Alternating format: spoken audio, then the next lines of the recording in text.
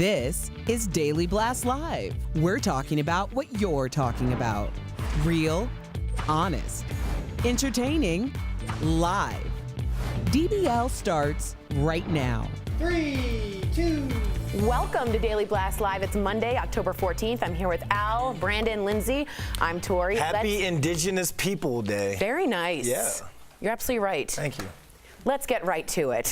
What is going on with some police officers in Texas?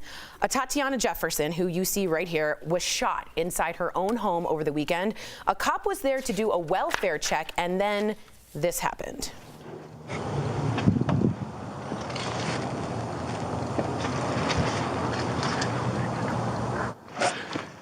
Put your hands up. Show me your hands. So before he finished, show me your hands, she was dead. And I want you to listen to what her neighbor said about why he called the police. I called my police department for a welfare check. No domestic violence, no arguing, nothing that they should have been concerned with as far as them coming with guns drawn to my neighbor's house. So this is the second time in a matter of months. We saw the Botham John. We saw a lot of other cases like this. Just so you know, the neighbor called a non-emergency number, not even 911. And also, she was playing video games with her 8-year-old nephew who witnessed the entire murder, as I think it was. As African Americans, I don't want to just be like, how do you feel? But do you trust the cops? How could you trust the cops anymore? Especially in Texas. I'm sorry. How could you?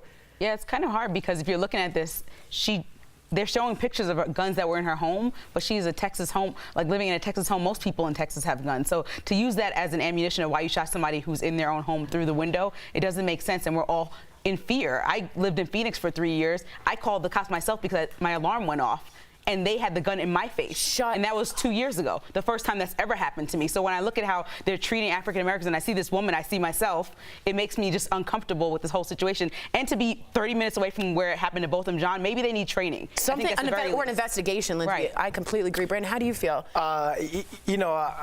There's a lot of anger built up into me, and at first I was like, oh, let me wait till some of the details have come out. But after the Fort Worth police have released some of the details, like you said, about trying to say, like, oh, there was a gun in the house. Well, they didn't say that the person was holding the gun. They didn't say that the gun was even in her immediate vicinity. And then they released a heavily edited body cam footage of what happened. So I'm just sitting here and I know what's going to go down. I know what's going to happen right now. He's on the way. This police officer is on his way to a Bible and a hug. That's what Amber Geiger got. Well, here's my question, Al. He also, as the police chief said, did not announce himself as a police officer. So if you've got someone at 2:30 in the morning coming in saying, bing, how would you, I don't know why this police officer is on administrative leave, but you are always so numb about this. Are you numb I wouldn't say I'm numb. I mean, it's just like we have to start calling this what it is. I mean, he went to a house and murdered somebody, and there's no repercussions for it. We haven't seen any, and we can say Amber Geiger got some repercussions. It looks like she'll probably do about 5 years. But if that's what you do, if 5 years is the going rate, it's not going to deter somebody from, if they're on the fence, we'll just shoot this person, because there has been no repercussions for anybody since. The person that, the human that strangled Eric Garner was working at that police department for 5 years after that. What's the punishment? What is that saying to the other officers? How about George Zimmerman? He walked away from Trayvon Martin. Yeah, we keep sending this message that black life anyway is worthless, and so that's the scary part, to see what keeps coming after this over and over again. I just want to ask Al this, because I always look to you for guidance, and the anger that I have right now, I can't express on national television right now, especially with our bosses right there. I want to keep my job. But what would you say to me and to a lot of other black people in our community right now who are up in arms, who are really tired of this? And may I add, the white community too. Everyone should be outraged. Every human being, every American. That woman was murdered. She was a 28-year-old pre-med student. Tatiana, say her name. Tatiana Tay. Say it. Sorry, Al. No, I mean, I would just say, you know the rules of the game right now.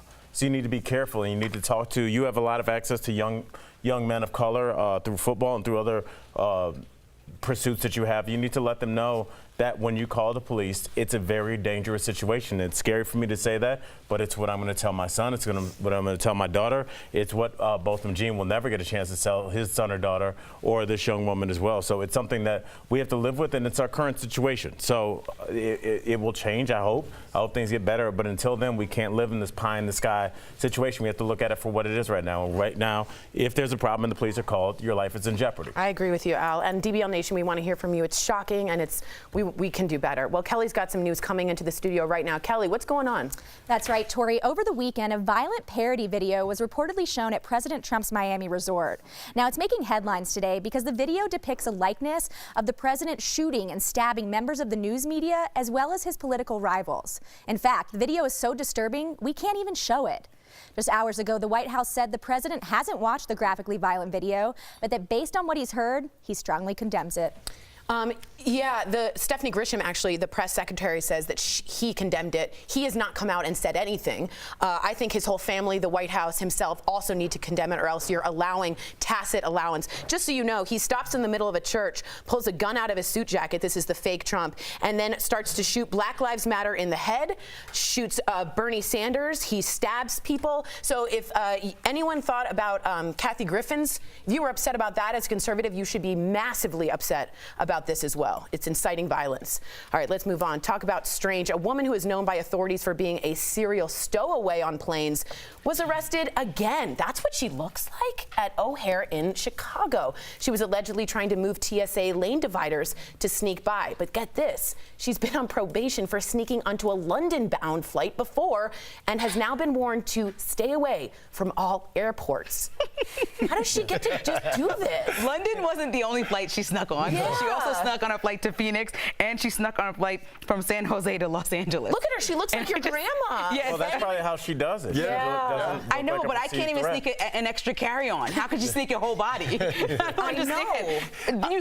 You can't even go past without pulling the thing up on your phone. Is it because she just looks like that? The one in San Jose, she just blended in with the family. She kind of looked like either an older nanny or a grandma. Wow. And I mean, it's like, catch me if you can. If you think about it, this woman, they're trying to say that maybe she has some mental health problems. Maybe. I mean, something has to be going on with you. But she deserves her own Netflix special. No, she deserves some time in jail and a timeout. She got 4 free trips. That's, you know what, though? saves This a could lot have of been money. super dangerous. Thank God she's just like a grandma. We hope. Good one, Tor. You thought of many words before you got to grandma. Don't go with that. All right, do you guys believe in a midlife crisis? Do you think it's a thing? Most people do believe in them, and nearly half of adults over 50 say that they've had one. Al, we'll hear from you. But research shows that things in midlife get better, psychologically speaking. So, do you believe in the midlife crisis? I believe strongly in the quarter life crisis, because you're in debt, you have no job, no house, and you're alone. I agree, especially with Instagram, right? You're comparing yourself to other people, and I believe that when I look at my finances when I first graduated, oh my God, how sad! Versus right now, I'm in the middle of a crisis. I don't know. I guess I don't understand it. I don't know. They always say, "Well, what are you going to do? You're 50 years old. You got a red Corvette now. You're so obvious. It's so sad." I'm like, when are you going to buy a red Corvette? When you're 19 and working at Domino's Pizza? The Corvette is the reward for a lifetime of hard work. So like, whatever you're what about into. the dating the 22-year-old bunnies? And everybody wants to date a 22-year-old. 22 on us. Yeah, that never goes away. I'm 35. I think I turned 35 in 2 days, and I think I'm going through some sort of midlife crisis because you have one foot still stuck in that old life, the old B London, but then the next foot, you've got insurance, you got dental, you got a JOB. That's right. Yeah. You got to be responsible. I think is that not that's a quarter life crisis right there?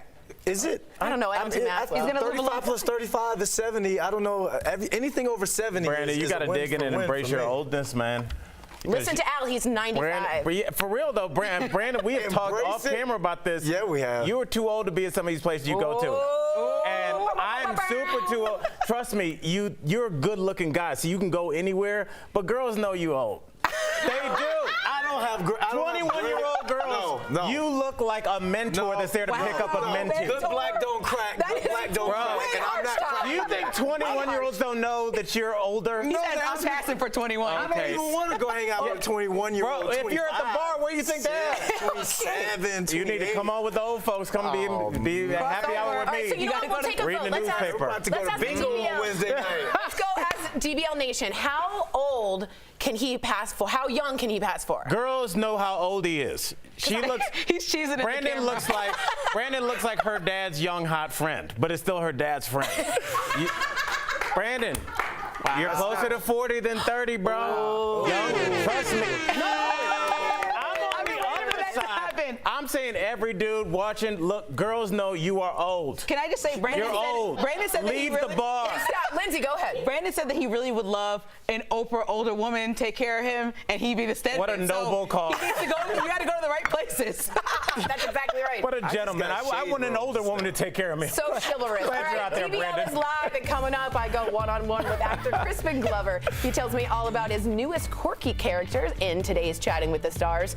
And you, the viewer, you're our fifth host. So Elizabeth Warren and Facebook are fighting over political ads that she calls false. But is it really up to social media to determine what's true and what's not? Your comments are coming up next. I say... I'm a big... Hi there, DBL Nation. Happy Monday. It's Kelly Schubert here, the DBL Digital team. As always, I'm tracking all the breaking and trending news for you right now. But I think we're going to go to the desk and see what's going on with our host. Hey guys, what's happening? Hey, gotta go pick up my self-esteem. It's in my Brandon, P.O. box. first of all, I'm making you a gift of your smile, because that's a great smile he's got. He needs to use that on his social. He was like a so smile. He was like, I'm really happy. It was great. So I'm going to do that for you. But 35, I would never say you're 35. Look, girls, it doesn't matter, but you guys are focusing on the number. Girls know when you're old. It doesn't mean that they still won't get with you, but they are like, when the next morning, Telltale signs. your face. You look old. He looks like a baby. He still looks like But a he baby. looks like he looks my like beard out to Hey, look older. Someone says Brandon, Johnny D says Brandon looks around 27 years old. Yeah. Kimberly says Brandon looks late 20s. Yes. Someone else says, sorry, Brandon, you look 30-something.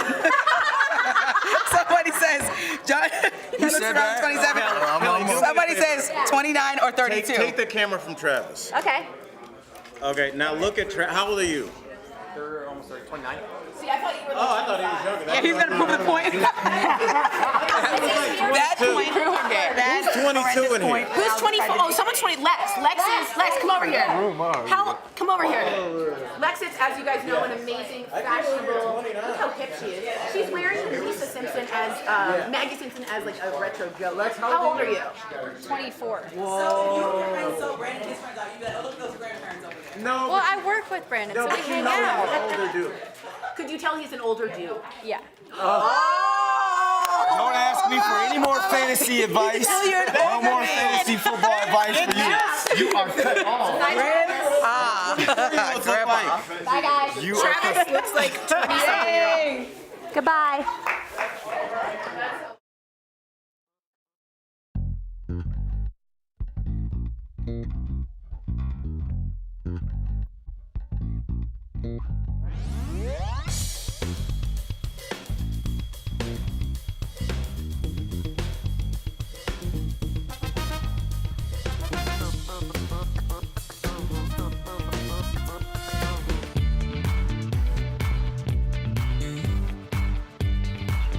All right, welcome back to DBL. It's time for Fifth Host when we talk about what you're talking about.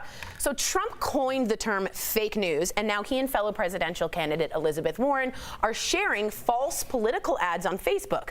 So get this, under the current Facebook policy, political ads are totally exempt from third-party fact-checking. So it doesn't matter if it's true or false. Well, Senator Warren says this loophole has allowed Facebook to profit from Trump spreading lies about her and other candidates. So she pulled an interesting prank. She released her own false Facebook ad against Trump to prove her point. So DBL Nation, should Facebook continue to share false political ads? Lindsay. All right, Don from Facebook says Facebook should ban all political ads, not just fake ones. I think that's too much. I think Facebook is trying to stay neutral, so they're staying out of this, and they don't want too much government oversight. And I believe that it's up to the people and the consumer to watch where you're consuming stuff from and make sure that you divvy fact from fiction so you can decide how to go to the polls and what to do. But don't you think that when you say they want to remain neutral, they aren't neutral? The Russians have taken over an enormous amount. We know that from the 26th election. We know that from our intelligence community. So are they neutral? Or are they just already infiltrated? But I think leaning to what Elizabeth Warren wants them to do is not what they want to do. They want to work with the government, and Zuckerberg he did say that he wanted to work with the government, and he'd rather, in the audio that was leaked, he'd rather see them come to him and work with him than say they're going to attack him if they're made president. Wow, he's got some cojones. All right. Barb from Facebook says, Facebook isn't a news source, and it has never been.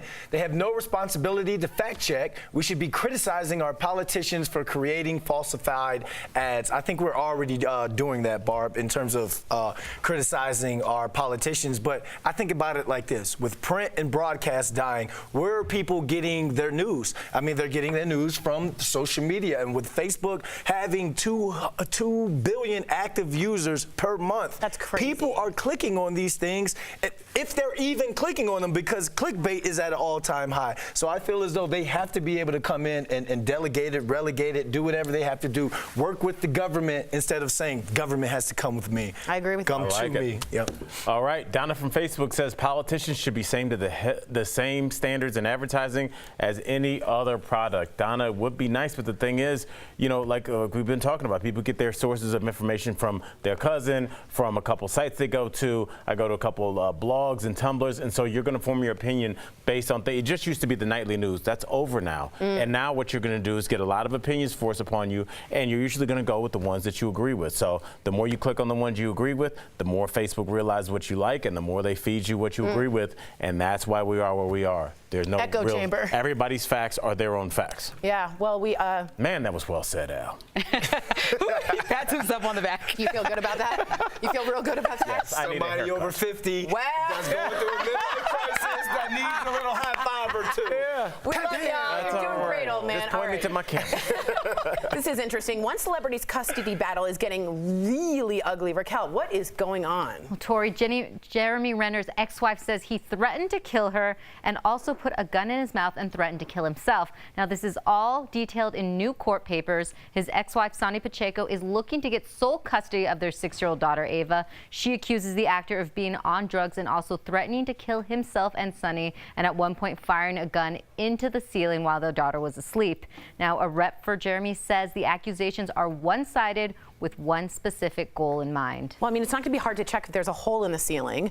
If he shot a gun in the ceiling, that's crazy. Yeah, I mean, we saw this. We're talking about Ronnie from from Jersey Shore. That's right, Brandon. Last week, holding the knife and having his baby in hand.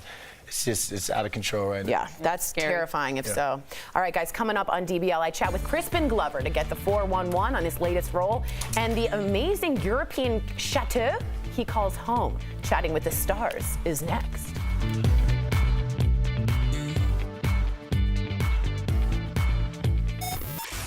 Hey guys, welcome back to Beauty Blast. I'm Jeray Banks, makeup extraordinaire for Daily Blast Live, and today we're talking about some of my favorite red light beauty tips. Now, these are my favorite tips to get you through a quick fix without having to ruin your whole makeup sleigh. Yes, honey, I'm here to help you save the day. So, did I just do a whole haiku? Go ahead, sis. Now, to get back to our point, we are talking red light beauty tips such as how to put on your makeup. Now, I'm not going to tell you the actual technique, but I'm going to tell you which step you should be putting in your makeup. Now, I want you to think, what do you usually do, or most people do? We put on our base first and add the blush and the bronzer and warm everything up. It's a good time, right? But then when we get to eye makeup, we almost always have this big mess underneath our eye.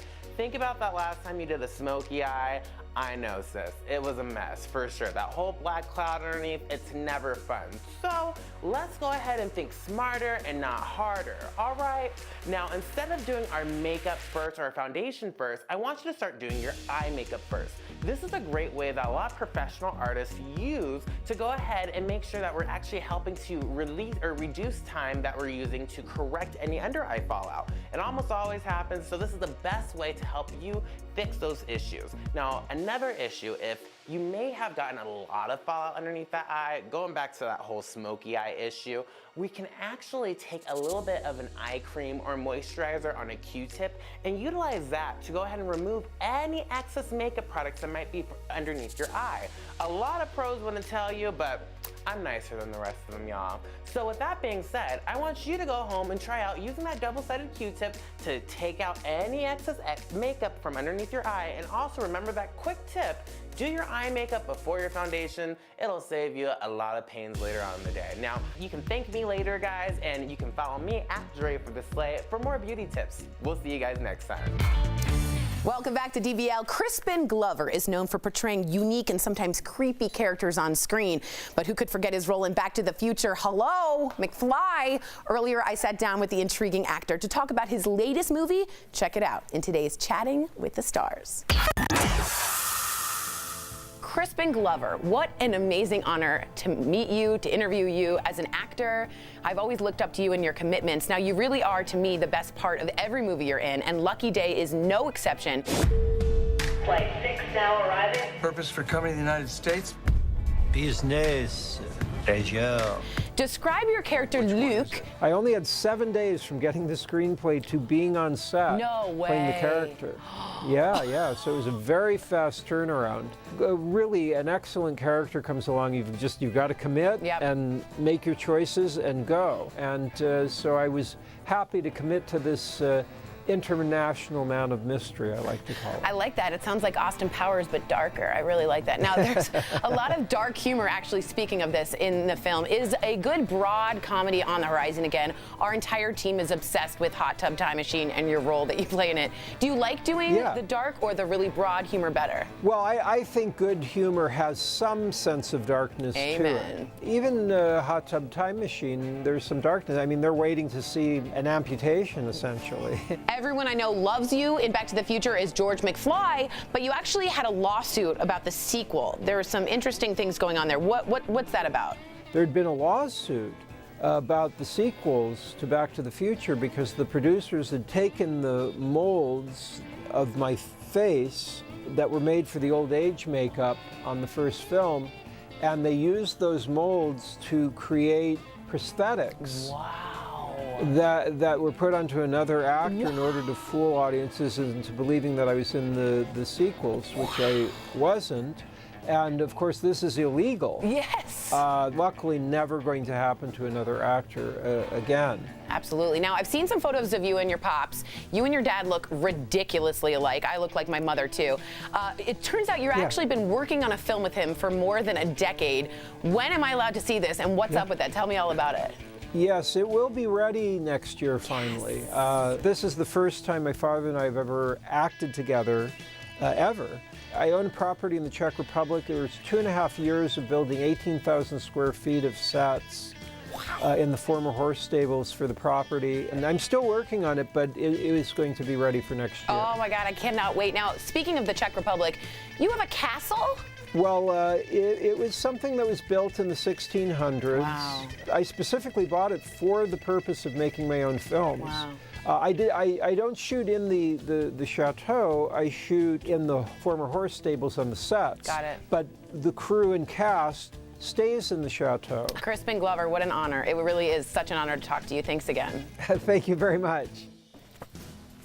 I love hearing about his chateau. We'll be right back.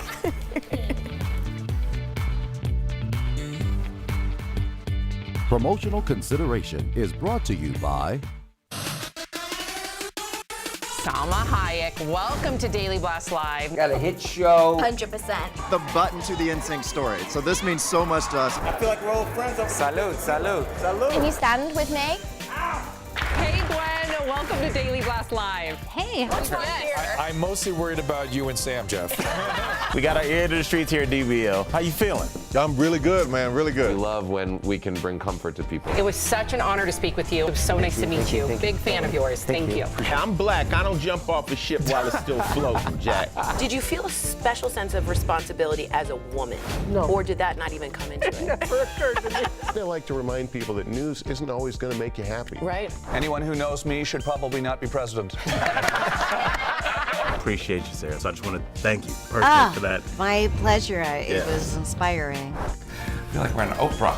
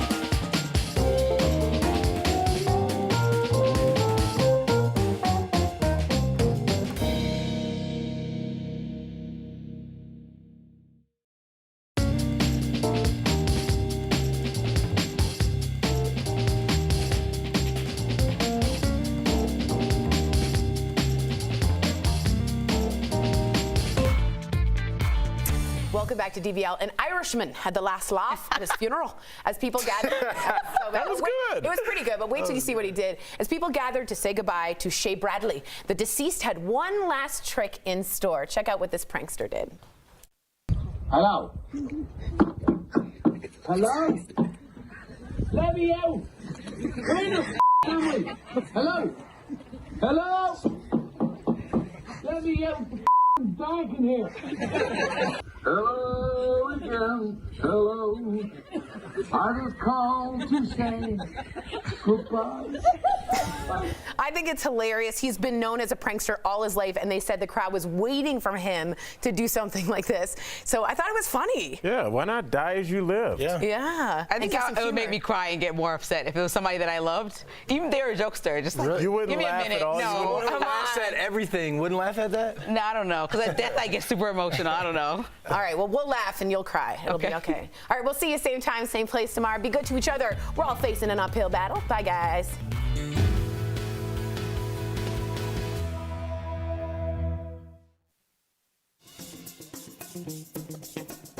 Hey everyone, Kelly Schubert here with the DBL Digital team. Happy Monday. We are happy you're here with us today. Jeff is back and happy to be here too. I've got a sad story though. Eddie Van Halen, we're getting reports in from TMZ and other entertainment sites that says he has throat cancer and he's actually been hiding it for a few years. It says he's been flying from the US to Germany to get treatment for it. The reports are coming out right now that doctors are apparently telling him it's from the metal guitar pick that he used to hold in his mouth. So he used to be a smoker. He was a smoker for 20 years, but apparently doctors are letting him know that they think it was that guitar pick. Pretty crazy to think about. It's just crazy to think about that his love and his life's work may have been what caused this. Back in 2000, he actually had 1/3 of his tongue removed with that cancer. So he was diagnosed nearly 20 years ago, so we did know he had this, but he is traveling back and forth, and that's kind of been the secret here for a while. So we are wishing Eddie Van Halen well, of course. We want to know what you think about this. Give us your DBL take. It's kind of sad that it came possibly from that metal guitar pick. So please write us in your DBL take on this story. We've also got a great show coming up. I want to know your take on our fifth host and all the other stories we're covering. Tatiana Jefferson, that is a big story we're covering today from Fort Worth, Texas. She was shot in her own home by a police officer who did not announce police when he came in. That's the biggest thing for me. Let me know your DBL take on that story. It's a very interesting one we're covering today, and it seems like we cover these a lot, but I want to know your take on those stories and more. All right, guys, we've got a great show coming up for you. I'm getting wrapped, so goodbye.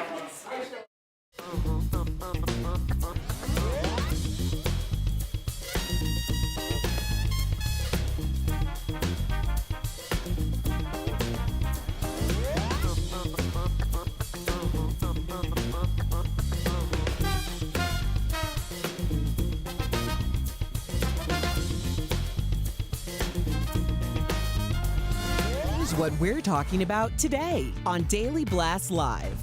Another police shooting involving a black person, this time in the woman's home. See the moments that were caught on body cam. Then she did it again. How a serial stowaway was back at it, trying to sneak onto another plane. Plus, Elton John brands Michael Jackson as mentally ill. And there's even more he's revealing about the king of pop. And getting the last laugh.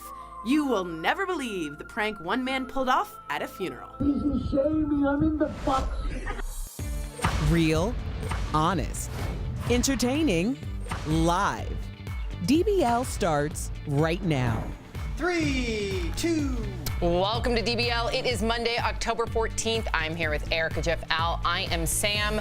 Jeff, you were away. I heard there was some airplane, but we're going to get to that because we do have a story involving an airport. So everybody stay tuned. Jeff will chime in on airports. All right, well, let's get to some serious news because this is an important story for all of you to pay attention to.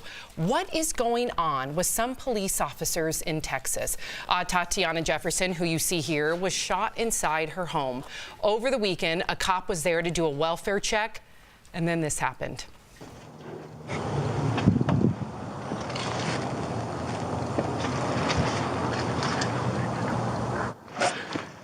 Put your hands up. Show me your hands. And I want you to listen to what her neighbor said about why he called the police. I called my police department for a welfare check. No domestic violence, no arguing, nothing that they should have been concerned with as far as them coming with guns drawn to my neighbor's house. So to provide you some additional context, she and her younger nephew were playing video games. They were playing Halo late at night. You can hear in that video, Erica, that the officer never identified himself. Right. Does this make you think twice about calling the police? You know, I made a post on Twitter yesterday, and I actually had to take it down because it had to do with what happened with me and my break-in and how the police handled it, but I have an ongoing case, so I did remove it, but it doesn't change the sentiment behind it. My point was that when I called the police because I had an intruder in my home, I was very descriptive about what was happening. And I also was in a very heightened situation, and I was trying to remember like what to say, and also the fact that I had to divulge what was in my home. So when I got to the door, I actually had a knife in my hand when I opened the door for the police, and I didn't even realize that I had it because I was just not thinking rationally. But they came in, they removed the weapon from my hand, they stormed the house, all their guns were drawn, and they policed, they protected, they served. I just want for police officers out there who are doing the right thing to just call this out for what it is, because it's not only unsafe for the community, it's also unsafe for police officers who are trying to do their jobs. If we had any kind of aesthetic service, and I'm telling you like, oh, you know, I'm a professional at, name it, I'm a professional driver, and I know I can't drive, and everyone can see that I can't drive, wouldn't you say you're not really a professional? These people are clowns, okay? They're clowns with badges and guns. Murderers. You can't. Why isn't this officer not locked up? And that's the thing, handcuffs? when we don't call it for what it is, then how are we supposed to believe and have credibility to police departments when they're not saying they're not one of us? Just say, he's not one of us. Yeah. Because this woman... It's tarnishing all the great police officers' reputations, and it does put their lives in danger. And Tatiana Tay can no longer, she doesn't have a life anymore. Right. Yeah. And this police officer is not in handcuffs. Yeah, and I mean, that's the optics. What message does it send when there's no punishment? I think Amber Geiger was the first punishment we saw, but that was so over the top. You know, she shot a man in his home eating ice cream.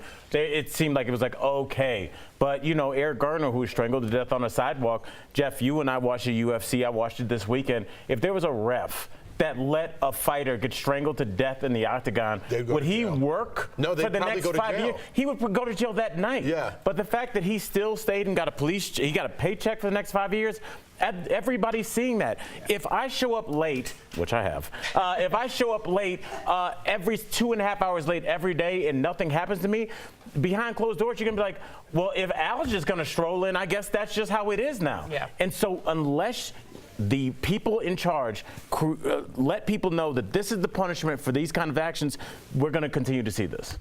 Wow. Well, chime in, DBL Nation, please, especially if you're in that area. We do want to hear from you. Well, Kelly's got some news coming into the studio right now. Kelly, please fill us in. That's right, Sam. Over the weekend, a violent parody video was reportedly shown at President Trump's Miami resort. It's making headlines today because the video depicts a likeness of the president shooting and stabbing members of the news media as well as his political rivals. In fact, the video is so disturbing, we can't even show it. Just hours ago, the White House said the president hasn't watched the graphically violent video, but that based on what he's heard, he strongly condemns it. Yeah, I'm so glad he condemned it, but I hope that his actions follow his words, because let me tell you, the vitriol and the violence on that video was completely shocking to me. Well, talk about strange. A woman who is known by authorities for being a serial stowaway on planes was arrested again at O'Hare in Chicago. She was allegedly trying to move TSA lane dividers to sneak by. And get this, she has been on probation for sneaking onto a London-bound flight before and had been warned to stay away from all airports. So, Jeff, how do you think she gets away with this? I don't know. Considering that you don't get away with anything in airports. I don't get away with anything.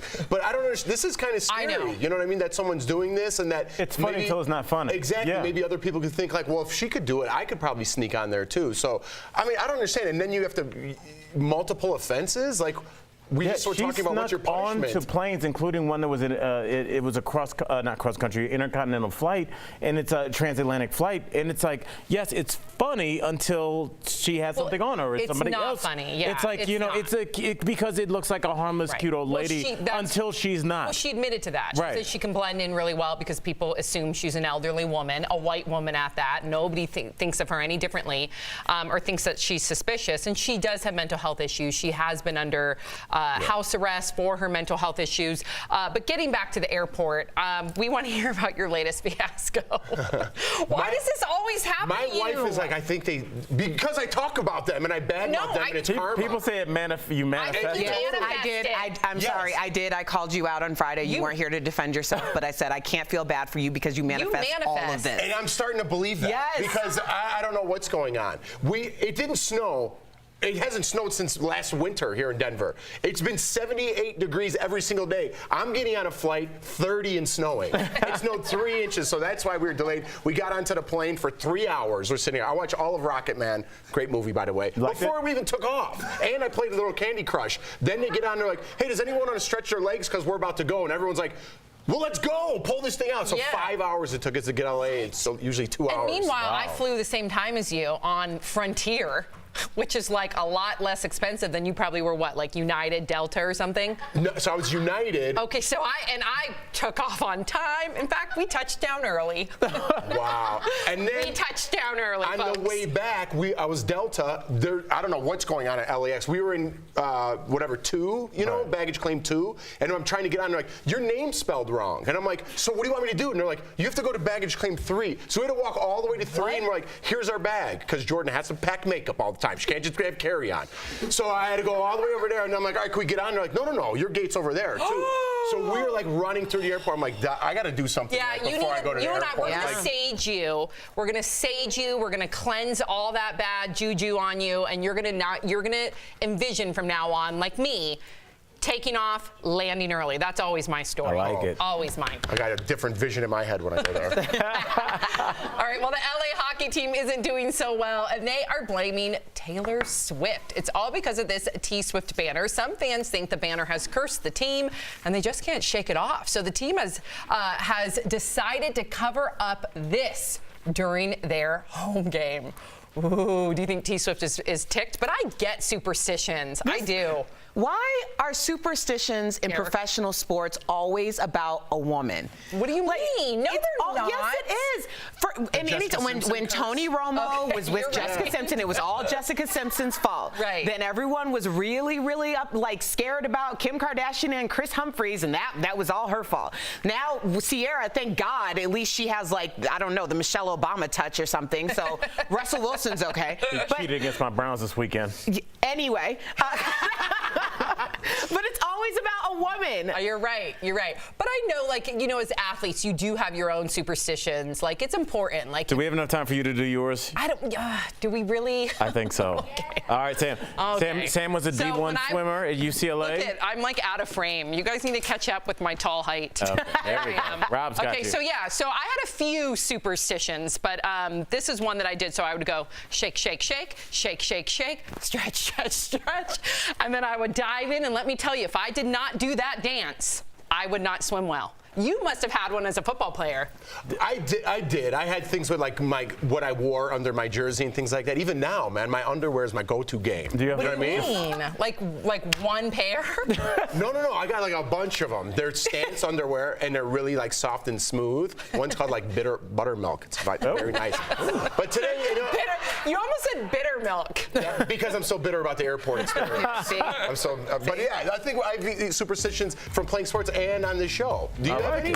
Yeah. What? Whatever gets your mind right. As a comedian, you have to have something before you get on that stage. What do you do? I would have 2 vodka sodas. It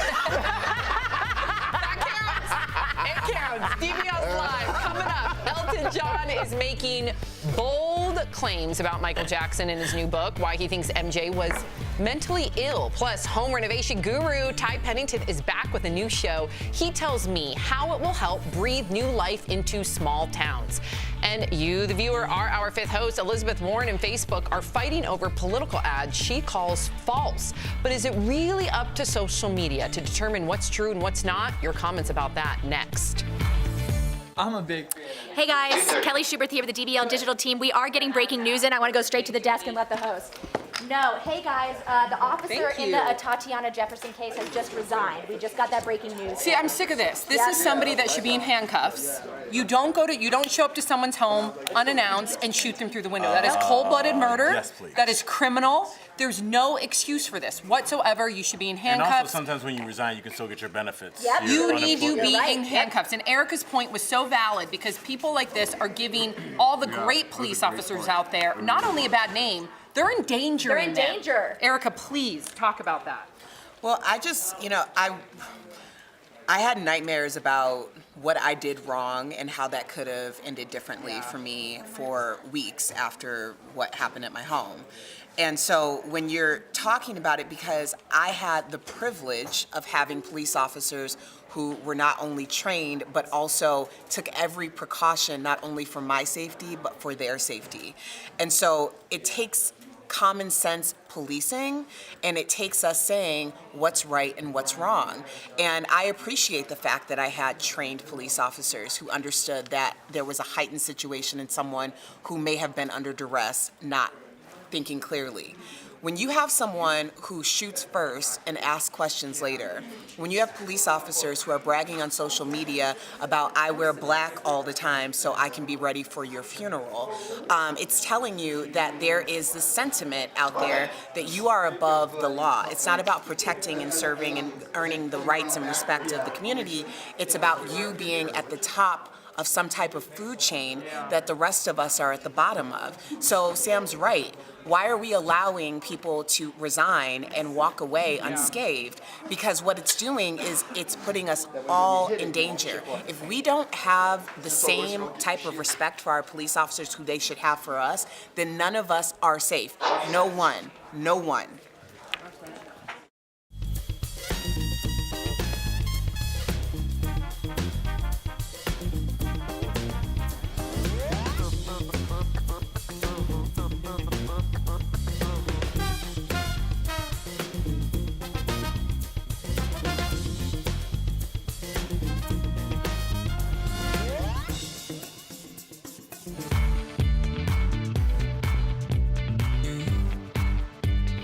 Welcome back to DBL. It is time for Fifth Host when we talk about what you're talking about. Well, Trump coined the term fake news. Now he and his fellow presidential candidate Elizabeth Warren are sharing false political ads on Facebook.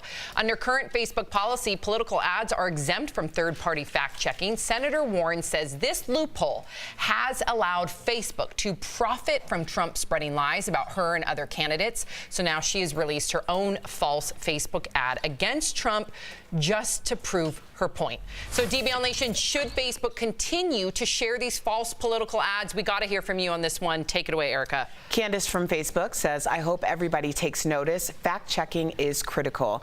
Facebook has many wonderful qualities, but this isn't one of them. Candace, I completely agree with you. Unfortunately, for a lot of people, they would rather be right than be successful as a country. And that by getting false information that supports their ideology is a way that they can be right. I'm very disappointed in this because I don't know if everyone has the critical thinking skills to decipher what's real and what isn't, and history has shown us that most people don't. Great point. AJ from Facebook says, all of you think Facebook is a problem. There is one action you could take that would eliminate that. Don't use Facebook. That's true. You're absolutely right. But I think a lot of people use Facebook to keep in touch with their family, their old friends, things like that. And then these ads just pop up. So I don't think it's right that Facebook, if they know it's false, to continue to promote these ads, even if they're getting paid. I understand it's a money thing, but I'm totally against this. I feel you, man, 100%. Kathy from Facebook says Facebook should ban false political ads. But here I am continuing to use the platform. Well, Kathy, I understand your plight. If you want to see how your nephew is doing in Boston, across the country, you're going to use Facebook. So I don't think you should beat yourself up for using it. I think what we need to talk about is the understanding that we need to understand that there is an algorithm where Facebook figures out what you click on and they give you more of that. So you have to understand that every time you click on something, you're going to see 2 to 3 to 4, and it's going to get heightened and heightened. You guys, so this is whatever dangerous, you're into, though. yes, This shapes conscious thinking. This shapes normalcy. Like, if we can't somehow regulate Facebook to make sure that what they approve is factual.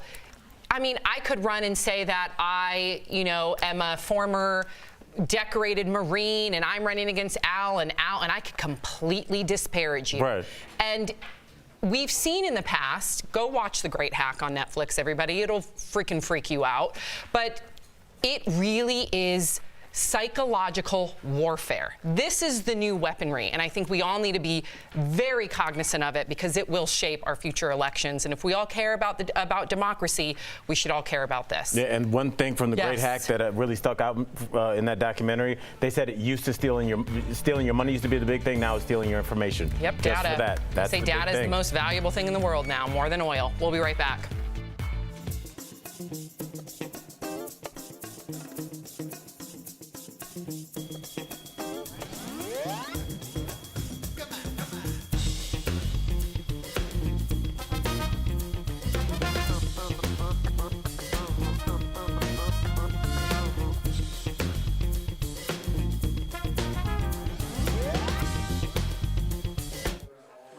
What's going on, DBL Nation? Happy Monday. It's your digital break with Brandon. Let's get right back into the fifth host. Vicky Wilkerson says, Facebook has gotten too big, so I believe it when I see it, but yes, would be nice if that ever happens. Facebook has gotten that big, but they're making a lot of money, so they can hire outside sources or they can hire a third party to go and fact check to make sure that we're getting the right information when it comes to who the person is we're going to pick to run our free world or make our laws.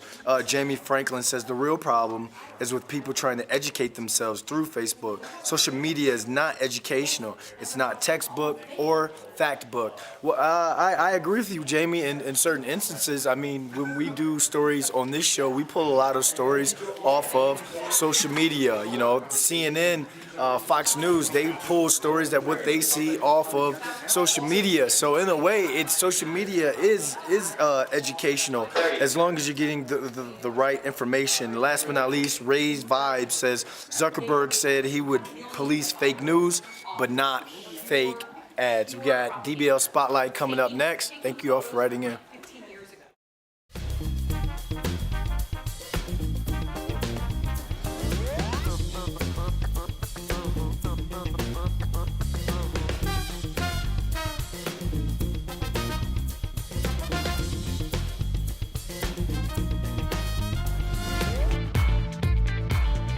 Welcome back to DBL. Ty Pennington made his mark in the renovation world on Extreme Makeover Home Edition, and now he's helping entire towns thrive on Hulu's small business revolution.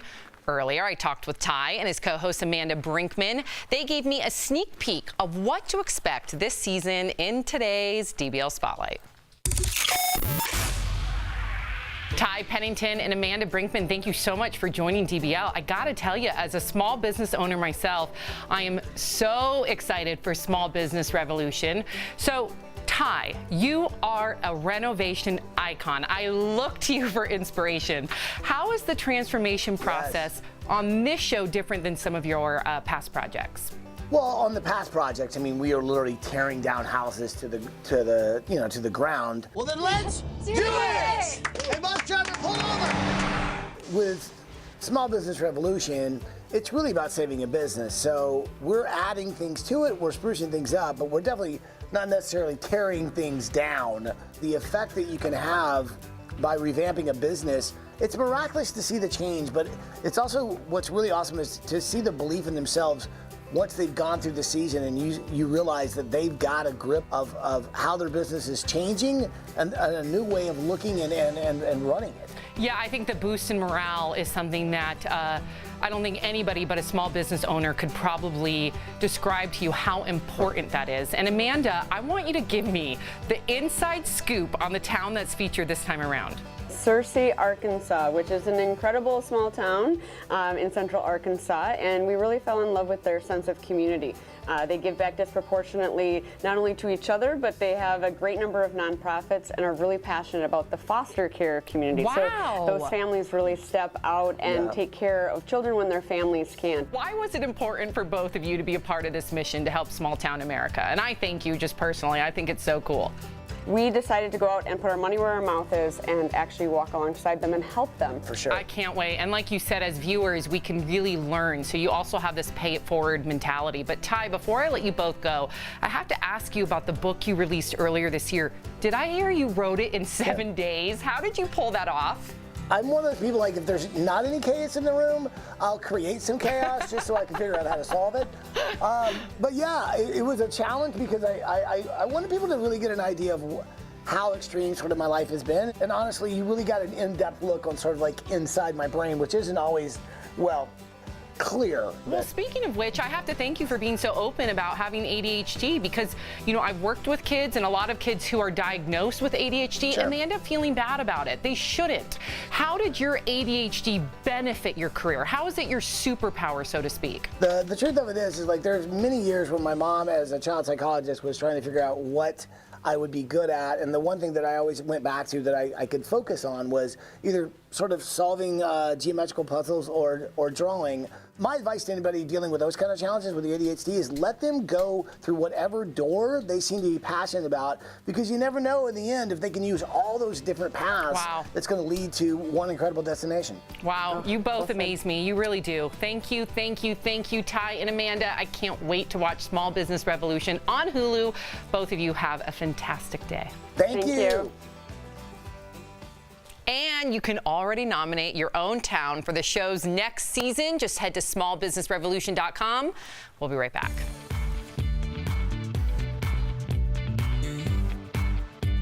Promotional. What's up, DBL Nation? Brendan London back with your sports lifestyle digital break. So I'm gonna play a little game before I go into this. Who said this over the weekend? Which athlete? I'll definitely remember this moment for the rest of my life. Who said that? That would be Peyton Manning. Absolutely not. Coco Gauff, because at 15 she has won her first singles title. I mean, imagine being 15 years old and you're beating grown women, and now you finally capture your first title. She was in the Upper Austria Ladies Linz, and it's an indoor WTA tournament, and she beat Jelena Ostapenko 6-3, 1-6, 6-2. She was jumping around, all types of jubilation, and then she went and celebrated with her coach and her parents. As you know, or as I just learned just now, that because of an eligibility rule, she had not played on the tour since the U.S. Open when she lost to Naomi Osaka. So she could have been playing in other tournaments and all, but there's an eligibility rule when it comes to age and being allowed to play. Do you think that they should just get rid of this eligibility rule? Because if you're 15 and you're good enough to play, you should be able to play. Who cares how old you are, Yep, right? I agree. Wait, who's your next person? I think I know the answer to the next My one. next person? Yeah, you said we were playing a game.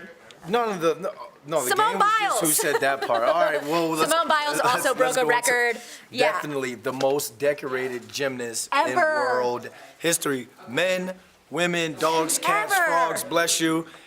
She's the greatest of all time. So anytime cool we is talk that? about Simone Biles, we have to use the Goat. GOAT emoji. Goat. Emoji. Goat. Let's see. She's got 25 total medals. How crazy is that? Did y'all see the picture? We'll pull it up for you in the next break, if not. The picture of her wearing all the medals. It's incredible. She's an incredible woman. Not to mention, we don't like to say his name, and I'm not going to say his name, but the man who sexually assaulted her. Yep. I mean, think about that. And then her brother. And then her brother. Her brother Think getting about all the stuff she's going the murder through. charge. She's going through it, but I said it there on the Perseverance. panel. Sometimes things like this doesn't make athletes go into a dark hole. It makes you train harder. It makes you work harder because you need something to take your mind away. What's going on in your She's chaotic amazing. world. She's amazing. And She's an amazing woman. So my favorite rapper is 2 Chainz. She is 25 chains because she's wearing 25 medals. Yes. And this happened in Stuttgart, Germany. I've been there. Just I love yesterday. that place. Oh, I love cool. that. Yeah. And she is now the most decorated. Here's a picture here. There's that one of the pictures. Can you that see the she's picture talking with all about. her I hope medals you guys on? can Yeah. see that. That's her posing with it. I love it. I really don't think we see anyone else dominate. No. Actually, Life. yes, we do. Who? We don't know yet, but sometime when You're we're right. a little bit older, 10, 15 years Yeah, down you're the right. road, some and think about little how young girls she is watching too. her. All of them. 22 years Coco old. Gauff, Simone Biles. I 22 mean, years it's old. crazy. So, all right, guys. Young Let us know what kids you think. taking over sports. Keep writing in. Who are your favorite athletes? Who are your favorite tennis players? Yada, yada, yada. We got the end of the show for some coming up right now. Thanks for watching DBL.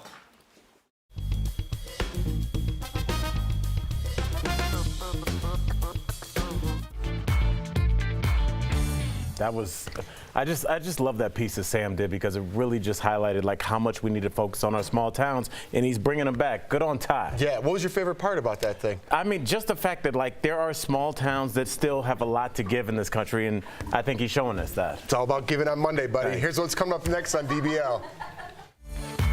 Elton John drops a Michael Jackson bomb.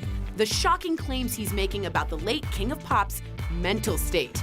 Plus, Kim Kardashian's wild Met Gala look may have been a pop culture hit, but wait till you hear what Kanye thought of it.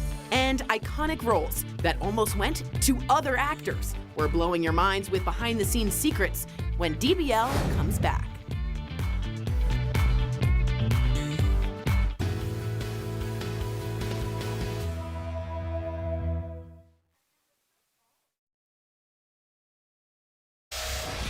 Right now, there's a man missing under the rubble of the Hard Rock Hotel in New Orleans. 2 people died when the building partially collapsed over the weekend. Right now, rescuers are still trying to get to that missing person, but the building is still unstable and they can't get to the areas where they think that man might be. Hey, this story is developing by the minute. I'll be sure to bring you updates when I have them. Parents, are your kids in an unusually bad mood today? I might have the reason. The popular game Fortnite has gamers freaking out after the game put a black hole on the screen and left no way for users to play. If you haven't heard of Fortnite, you may be living under a rock, but that's okay. Here's the deal. It's one of the most popular video games, and it's especially popular with teens. CNN reports that even after hours of the game going down, hundreds of thousands of people were still on the stream waiting for the game to come back. But hey, it's all probably just a publicity stunt ahead of the game's new season. Boo! There's no limit to what some of us would do for our pets. Get this, a family in Australia just paid hundreds of dollars to save their pet koi fish. Bubbles had a tumor on his back, and the family decided to spend around $300 to get that tumor removed. The good news? Bubbles is feeling great. And did you know, koi fish are believed to bring good fortune to its owners, and they could live as long as 35 years. Way to go, fam.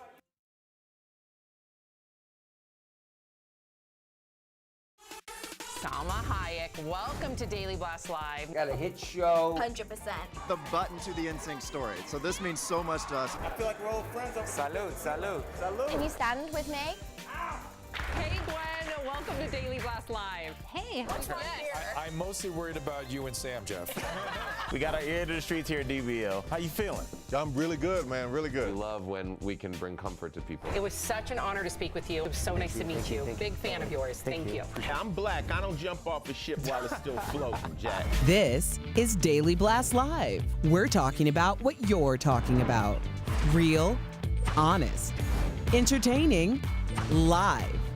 DBL starts right now. 3, 2. Wow, I just made it in the nick of time. I was eating, I was hungry. Yeah, it's when you're cooking a little one inside. You gotta make sure you're I'm nourished. growing a baby. Yes. All right. Well, welcome to DBL. We are live. Let's get started. Well, Elton John's new memoir is out tomorrow, and the Rocket Man has a lot to say about Michael Jackson's later years. Elton writes, quote, God knows what was going on in his head, and God knows what prescription drugs he was being pumped full of. But every time I saw him, I came away thinking the poor guy had totally lost his marbles.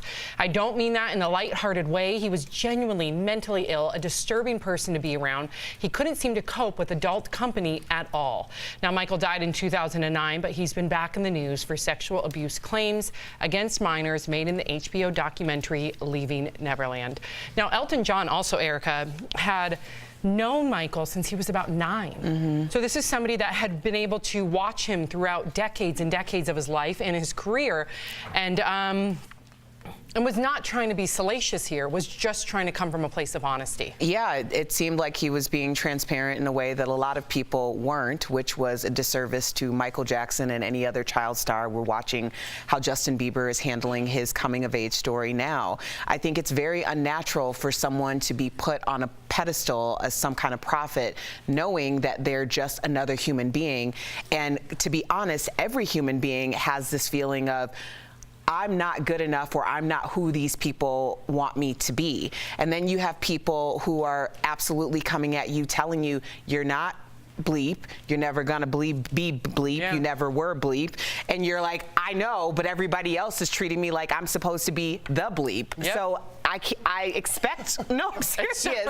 I expect for people to go a little bonkers. I don't even know if somebody could remain sane given that type of an upbringing and that type of stardom. Yeah, I mean, that's international stardom. That's just not across the United States. That's everywhere he went. Yes, man, giving him everything he wants. I mean, when you're put in that bubble, when you do celebrity stories like that, I feel bad for those people because no one, you always say, oh, they don't have a good buddy to tell them, you sound insane right now. And I don't want to say anything about Elton John here either, because he's telling his side. He's not saying anything about the documentary or what Michael Jackson may or may not have did with little boys. His experience. He's giving him experience with Michael Jackson. It's an inside look that we do not see. I just wonder if we're going to eventually, Sam, have some things in place, because we've all worked on sets before. When you're working with kids that are under age of 18, there have to be tutors, there have to be break times. We have things in place to understand their children. But then we don't have anything in place for making sure that they're mentally healthy. And how many times have we seen the Drew Barrymores go through it? Justin Bieber, who's my girl, Britney Spears. You look at them now as adults. How shells of themselves. What human could be that famous and not suffer incredible ramifications from it? And we just keep sitting there we build them up, and then we make fun of them on TMZ. We then take them on a reality show where they have to rehab themselves, but we also make fun of them, the Aaron Carters of the world, which is currently being made fun of. And then hopefully we send them back off, and it's this entire exploitative system where you start as a kid, they build you up, rehab, make fun of you, they tear you down, build you back up, and hopefully you're fine, or you OD and you'll be a mural on a wall in LA. I just don't understand how we just let this happen. It's sad. I think a lot of people see dollar signs, and that's the unfortunate That's exactly right.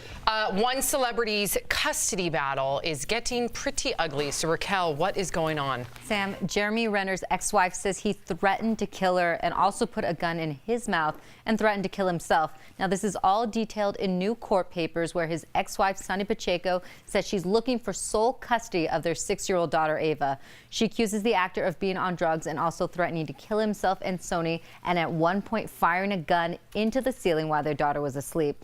A rep for Jeremy says the accusations are one-sided with a specific goal in mind. Oh, this makes me so uncomfortable that, here's a couple clearly, given if they're, she's speaking her truth, and what do we always say, Erica, there's two sides to every story and then there's the truth, but that we're all privy to this. This makes me so uncomfortable that the whole world, this is already a couple in shambles, definitely in a domestic violence sort of way, but then to make matters worse, you have the whole world looking in on you with a microscope. High risk, high yield. It's the downside of it, but that's what it is. When you are out there like this, there's a part of you that needs that. There's another part of you that all of this attention is going to kill you. Right. It's a delicate sword. balance. Fame is a double-edged sword, for sure. Tell me about it. Al. Thanks for laughing. Well, here's a question for married couples. Is it okay to be mad at your spouse for dressing too sexy. Well, Kanye West thinks so. In last night's episode of Keeping Up the Kardashians, the 42-year-old rapper made it clear he was not feeling Kim's Met Gala look. Here's a reminder of what Kim K wore. Kim says she spent a year getting this outfit together. That didn't matter to Kanye, who called the look too sexy for a mom of 4. I'm with Kanye. I'm with Kanye on this one. It's okay. You could have these talks with your spouse. It doesn't mean you're degrading them or degrading all women everywhere, which is what people are writing in right now. You know, but it's like you could have these conversations. Hey, I don't want you looking like that. You have a son now. You have 2 sons now. I don't want you being too revealing. That's for us. That's for me at home. So I'm with Kanye on this one. Erica doesn't like it, but I'm telling you. No, that's honest. I've never actually had this issue until one night Al was over. Oh, I heard this story. Al, my husband Anthony and I were all going out to a club, and I had this. It was my Fashion Nova moment. It was basically a bodysuit, but it was sheer, and it had decals on certain parts of it. And to be honest, I was really kind of feeling myself because I put in a lot of work. But I came out in this bodysuit, and Al and Anthony look up, and Al looks at Anthony, and Anthony looks at me, and he's like, "Is there something else you want to wear tonight?" Anthony said that. And I was like, my man. I'm like, what? And Al goes, it's just. That was just like it was a lot going on, and it's like Erica's my sister. I don't want to see it. I don't want other people looking at it. And that's the thing. I think my husband would have immediately been like, Sam, like not because he's, trying to hide me. I just don't think he wants everybody ogling me. Right. You know what I mean? Right. So I think you can definitely have these conversations with your significant other. It was Kanye night. All right. It was. Erica. All right. Well, you've heard of a prenup, but what about a baby nup? The trend is becoming popular with new parents. It's a contract made between both parents with witness and all. It states what each parent's duties look once the baby arrives, so there's no surprises. Listen to what all one couple included in their baby prenup. We signed the document with witnesses. Some things that we included were things like grandchild and grandparent access, as well as financial implications, wills and trusts, and quite frankly, who's going to do the daily changing of the diaper. What? I would assume it's going to be him. Yeah. I think those conversations are so pivotal. For me and my husband, it wouldn't work for us to have like a contract and all that. But maybe for some couples, I think, listen, my husband and I, it took us a long time to realize what responsibilities will be divided up, and you don't know. When you don't have kids, you're like free birds. Yeah. Okay. You know what I mean? Yeah. Try using this as a husband out there and saying, "Hey, it's 3 a.m. You signed the contract. Yeah. Bye bye." Yeah. Nice. I feel like it just kind of like sets an awful tone. It's unrealistic, to be perfectly honest with you. You share the responsibility. Jeff, yeah, the whole point of having a kid is, for a second, you guys are like, I don't know what's happening. This is scary. This is beautiful. This is all these things. I don't want to just sterilize it and be like, it's the 14th. Here are your responsibilities. I emailed them over. Like, right. But you need to have those conversations. A lot of the times it falls on the women. You need to have those tough conversations. It doesn't mean that you need to put it in a contract and make it sterile and make it uncomfortable. But the more communicative that you can be in that relationship, the less stress you will actually have when you co-parent, in my experience. Obviously, I'm the only one without children here, but what I did like... me and Brandon. Yeah. Yeah, this is true. What I did like about this was the idea of wills insurance. They included that as well because as my husband and I have talked about the possibility of growing a family, we've become more organized with things that we haven't thought about because it was just the 2 of us. So I think, I don't know about any of the once the baby gets here stuff, but I do like the idea of at least thinking about getting your affairs in order. Agreed. I like it. Fans of Billy Porter got some magical news this morning. Steph, can you tell us what's going on? I can, Sam. So we all know that Billy's having a moment right now. He just made history at the Emmys. His fashion is making headlines everywhere.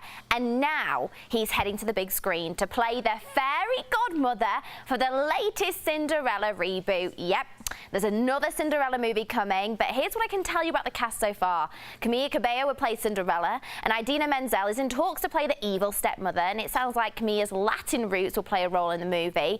Now, I'll be honest, I'm a little bit sick of the whole reboot mania, but with this cast, I might just bibbity-bobbity beam my way over to the theater on opening night. What do you guys think? I just want to see you bippity-boppity move your way to the theater. So I'm all in if that's what you're going to do, girl. I'll be coming with you. I'm so excited. I'm not going to lie. I love a Disney remake. I live for it. I'm excited for Ariel. I can't wait for that one. So this is just another one that I like the Latin roots too. The Latin roots is really important. Oh yeah, it's going to be amazing. What do you reckon, Jeff? Are you going to like go see a pumpkin turn into a coach?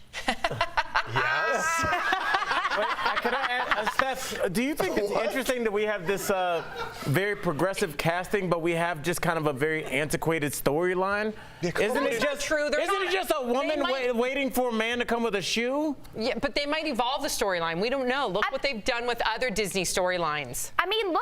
I mean, like they're changing the gender stereotypes of like who the fairy godmother is, what that means, and all the different types of characters in the movie. So I think this is really progressive and awesome. But it's still animated, right? So they're not going to change the character's gender. They're just the voice. Live action, Jack. Oh, so it will be Billy Porter playing that part? Yes. All right, well, maybe I should pay attention more. By the way, Jeff, I thought the exact same thing. Thank you, buddy. Thank you, Steph. Thanks, I'll be guys. joining you. We love you, Steph. Thank you. Coming up on DBL, the story behind an underwater memorial to our brave servicemen and women. Do not miss this inspiring heartthreads. And did you know some of Hollywood's biggest roles could have gone to other actors and actresses? We're blowing your mind with movie facts next.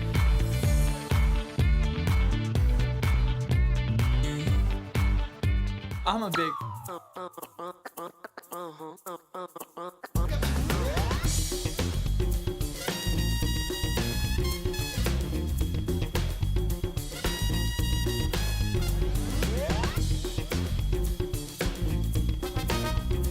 So, Jeff, heads up for this block, we're going to talk about famous movie roles that almost went to other actors. Cool. So Sam will give you the actor who played the role, and then give you a hint of who almost took the role. Then you all will guess. Then we'll show the answer. Then come back and discuss what it would have been like with that other actor. Okay. Playing the role. Could I get these a lot sooner? Yeah, because they weren't impromptu. Okay. So when I Yeah. Oh, hi. Oh, we're back. We're back. Oh, so What are we- Kelly's got a question. No. Okay. So I'm trying They to were get just my discussing Postmates some to work. producing stuff. You are your Yeah. I'm so hungry. People want to know what you thought about Jordan's dress on the red carpet this past weekend. You mean being revealed? Yeah, was it too I big? almost used that story. I almost talked about it. So Jordan bought that dress, and then she got it tailored up. So it was. God, it was fabulous. It was not open. impromptu, I need to have these cards. Oh, she go over here. And then. It was fabulous. And then she actually brought it here, and Lena opened it up for her.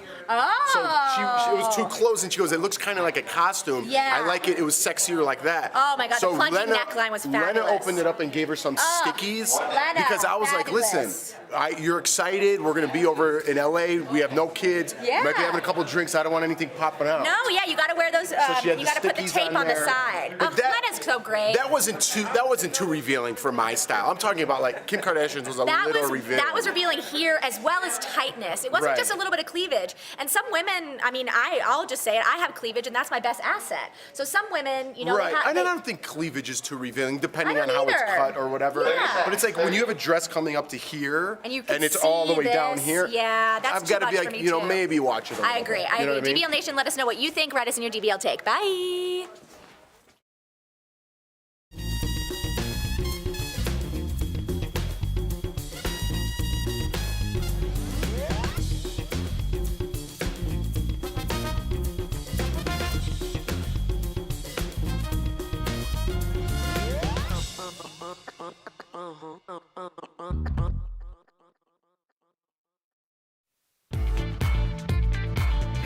Welcome back to DBL. One of the most in-demand actors in Hollywood recently revealed that he turned down an iconic role and a huge payday.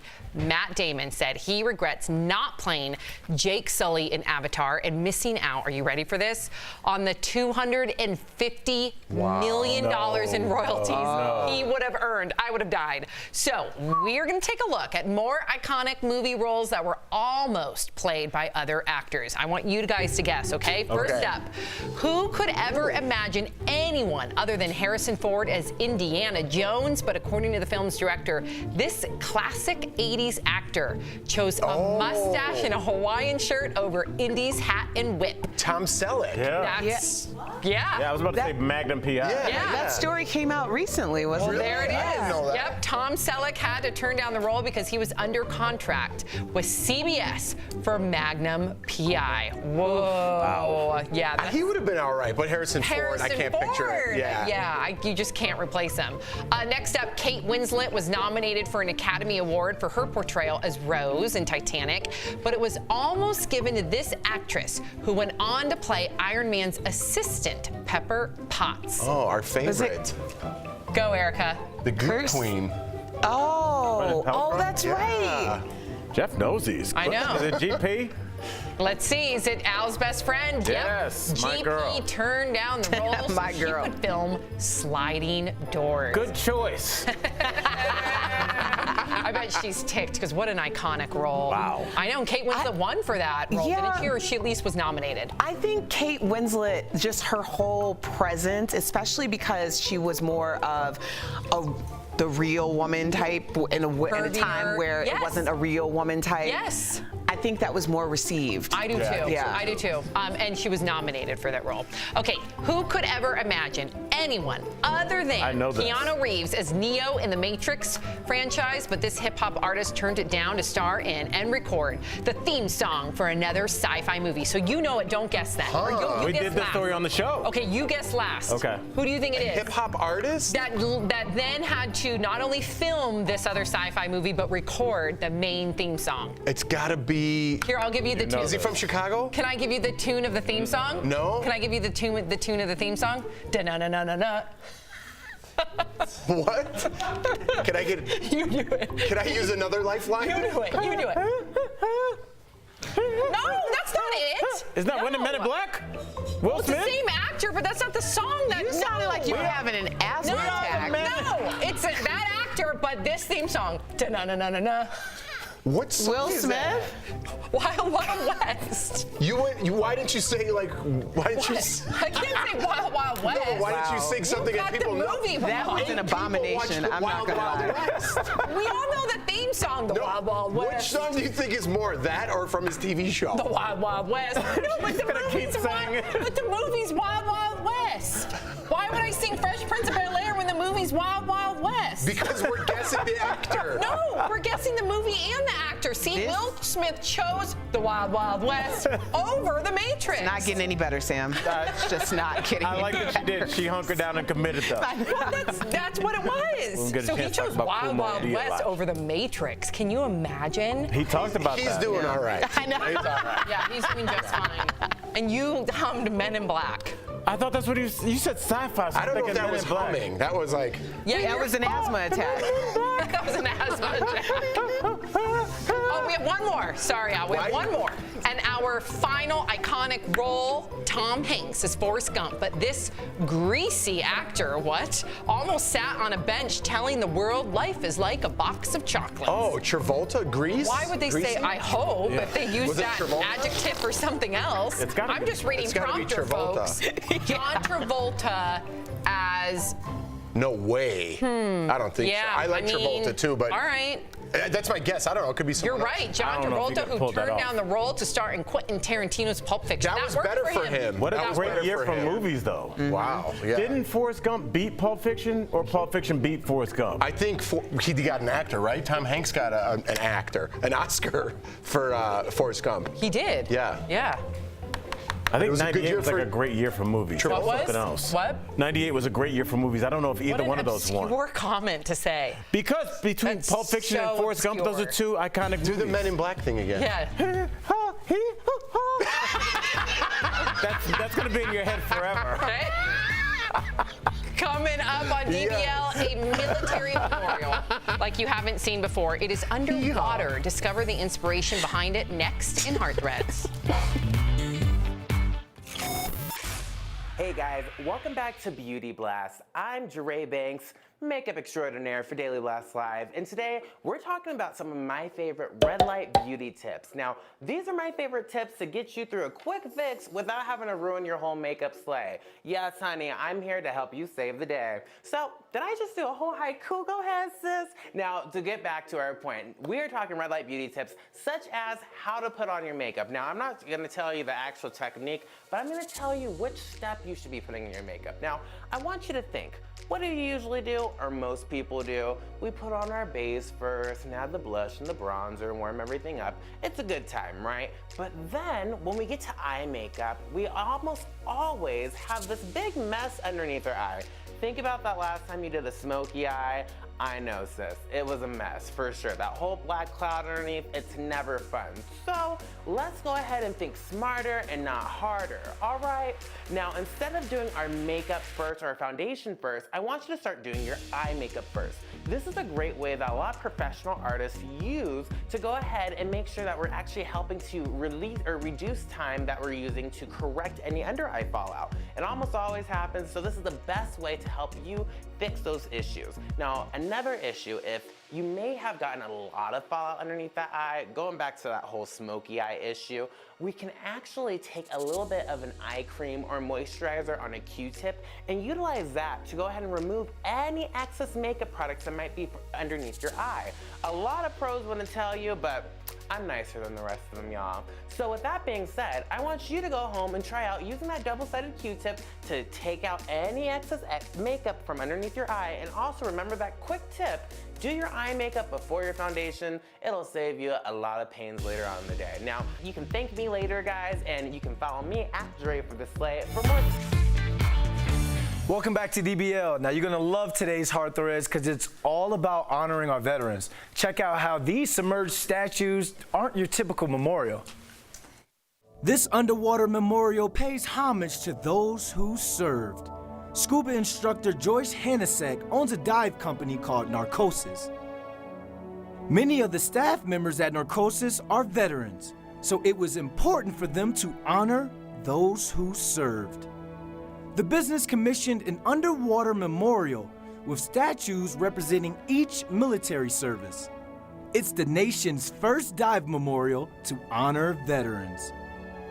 A team of veterans took nearly 8 hours to lower them into the ocean. Yeah, I haven't seen this before. It really takes your breath away. Definitely hits you at home when you see it just like that. You know, especially the Soldier's Cross, you know, it really hit me. I had to take a minute and remember the people who couldn't be here enjoying this like I could.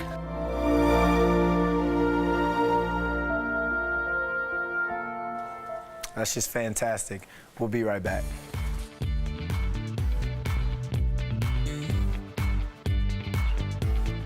Promotional consideration is brought to you by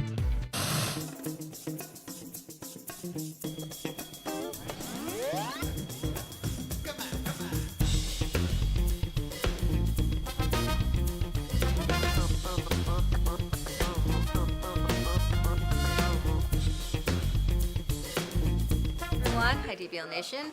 We are up and live, and I'm going to bring Leo over here because he loves his movies. Now, this is about the box office this weekend. Joker was on top, correct? Yep, Joker was on top and earned an extra $55 million this weekend. I want to get this figure right. It has reached $544 million in the global box office. It's a lot of cash. And then after that came Addams Family, correct? Addams Family, which and third. Gemini Man. So I saw all three of these movies. And I'm surprised Gemini Man is getting such rough reviews. Really? So, okay, I haven't seen Gemini Man, but I heard questionable things about Will Smith's doppelganger. And the people who I know have seen the movie have said they've seen it in standard, and maybe that has something to do with it. Yeah, because I saw it in RPX, which means like it's like a roller coaster ride. Yeah. There's rain, there's sound effects, there's smell effects, smell-o-vision, you could describe Yeah. this. But it wasn't as bad as I had imagined for it to get panned so well. I think what freaks out people is CGI to make him younger, because he looks like a young Will Smith, but he doesn't look like Will Smith when he was young. Yeah, it's kind of weird, and Ang Lee even said it's not fully facial de-aging technologies. Like, we made a completely CGI character, and just from watching some of the trailers, like some of his moves look a little bit inorganic. He looks great when he's just standing there and talking, but like some of the action sequences look a little bit lost. Some of them when he's talking too. But other than that, I was okay with it. At least I was okay with the first half. I thought it would go do better than Addams Family. Yeah, believe it or not, it only made $20.5 million on a $140 million budget. Okay, so DBL Nation, I want to know what Joker. movie you saw this weekend and what you thought of it. And one little tiny fact for you guys, IMDb's top 250, Joker is on it at number 9 already. And that's 2 weeks of being out. It's already in the top 250 of all time. Does that list, can it go up or is it just there? It can climb up, so it can even get higher. I doubt it's going to move. Higher? Is it like awards the rating systems, on IMDb.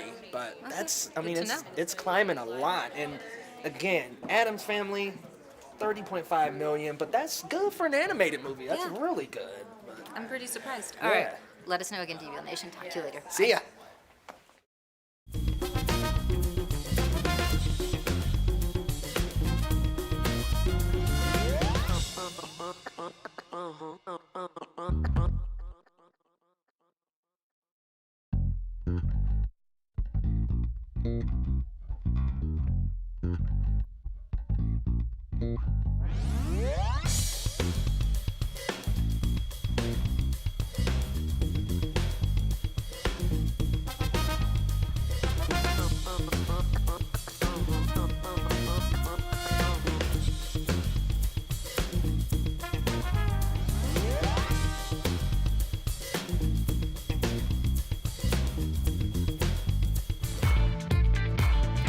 Welcome back to DBL. An Irish man had the last laugh at his funeral as people gathered to say goodbye to Shay Bradley.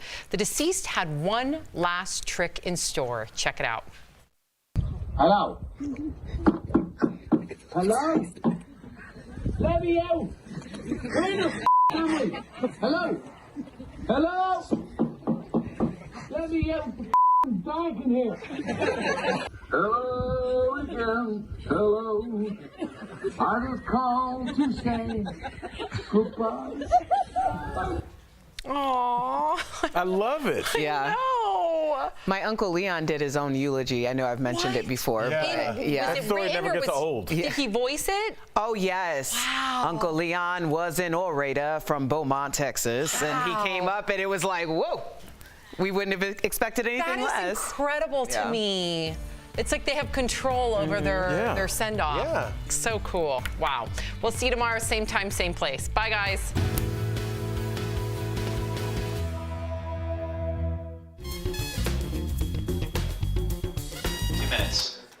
Hi everyone, sorry, excuse me, I had a little throat thing there. It's Kelly Schubert here, the DBL Digital team. As always, I'm tracking all the breaking and trending news for you, and I do have a story that caught the attention of some of our hosts around here today. So California is actually pushing back the school time for middle and high school students. So the governor there just signed this into law on Sunday, actually, which I didn't even know they signed things into law on Sundays, so I appreciate that.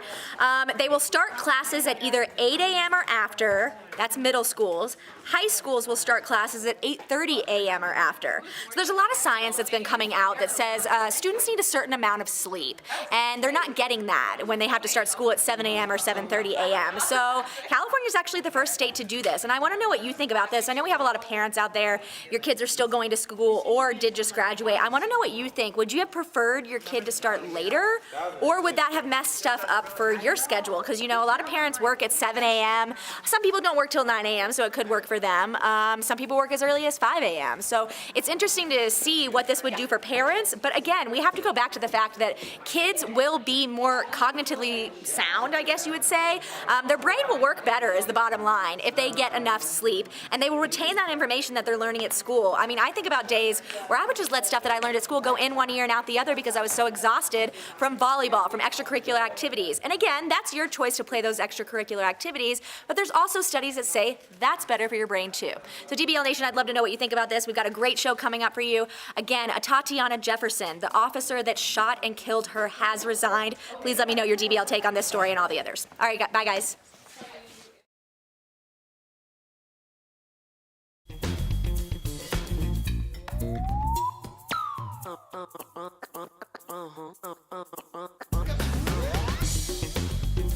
Here's what we're talking about today on Daily Blast Live.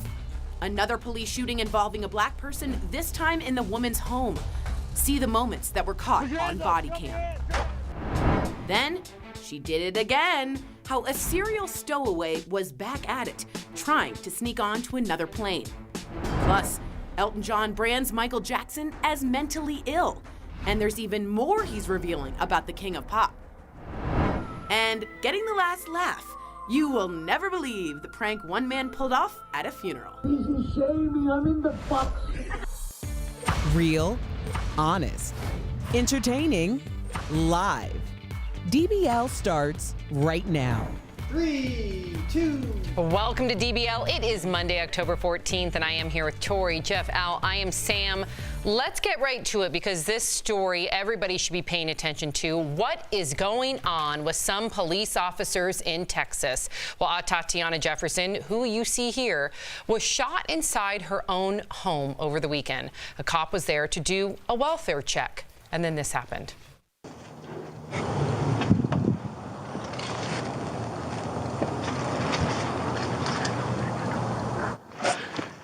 Put your hands up. Show me your hands. He did not identify himself, and I want you to listen to what her neighbor said about why he called the police. I called my police department for a welfare check. No domestic violence, no arguing, nothing that they should have been concerned with as far as them coming with guns drawn to my neighbor's house. So just to provide some additional context and an update to the story, and then Al, I want to hear from you. This neighbor had never seen the lights on this late at night. This was in the middle of the night. She was playing video games with her young son. They were playing, or young nephew. They were playing Halo. So this was an odd thing for the neighbor to see. So he just wanted to make sure she was okay. Now, this is the update. Chief Krause said that the officer who shot and killed Tatiana Jefferson has resigned. He said that if that officer had not resigned, he would have been fired. Fort Worth mayor has apologized to the family and says there's nothing that could justify what happened on Saturday morning. Nothing. So if that's what we're hearing from not only the police force and the mayor, why isn't this individual in handcuffs right now? Well, because the police officers protect one another. There's something called the blue line, and it's the way they protect each other. They feel like they have a brotherhood and a sisterhood, and they don't throw each other under the bus, even in situations like this where it's clearly warranted. I wonder how we would be doing the story if he had shot an elderly woman or a nun. But it shouldn't matter. Unfortunately, this is going to forever taint and affect everybody involved. The neighbor that called the cops, the nephew is there with his aunt. Yep. I mean, the fallout for this will be catastrophic long after we've moved away from the story. And I continue to just question what's going on where somebody can just walk up to somebody's house and murder them. We are now in the situation because we used to have the police videos where it's like, well, he was running or he reached for something or he was being weird. We now have people that are either sitting in their house eating ice cream or playing video games, and they are also dead. Does this make you think twice about calling the police? I think it always has. I mean, if you have to call the police, something bad is probably happening where you have to take your chances. But I never thought I'd have to look at the police like this, like, well, it's 50-50 whether they shoot me or the person trying to break into my place. And that's what's frustrating, Tori, is you have bad police officers ruining it for good police officers and endangering them. Yeah, first of all, he didn't even call 911. I know. He called a non-emergency number and she got shot. I want a full federal investigation, and that's what the family is calling for. Something's going wrong in Texas. We have had both of them, John, now we have this. This is happening too often. And for you to allow him to resign and not either fire him or arrest him is outrageous. Arrest him. So I'm very concerned why there isn't a federal investigation immediately immediately being put down, because this is the thing that starts riots. You feel like, I have no protection anymore. Why should you feel protection? You get shot sitting there with your 8-year-old who has to see that for the rest of his life. But can they still bring charges onto him? Like Yes. if there is, because there definitely has to be paperwork going on, something going on into this investigation. There will be. Even though it seems like nothing's going on, I promise you something's going on. So they still can bring charges. Now, they can bring charges, but what the family wants immediately, and I just heard from them as an update, is a federal investigation starting from the White House and William Barr, remember, Attorney General. He has to allow someone to go to Dallas, to go to Fort Worth, to go to Texas and say, what is going on here? But don't you think the police department itself is looking into this right now? No, sometimes I don't think they are. They have to be. But even if they are, the community doesn't No, I totally trust get them. that. I totally get the outrage, which is justifiable. But I gotta think that they're doing something. You can't just, I mean, They let him we resign. covered it. It sounds crazy. I can't believe they didn't fire him. Yeah. They let I him know. resign. Yeah. He gets to keep a pension. I know.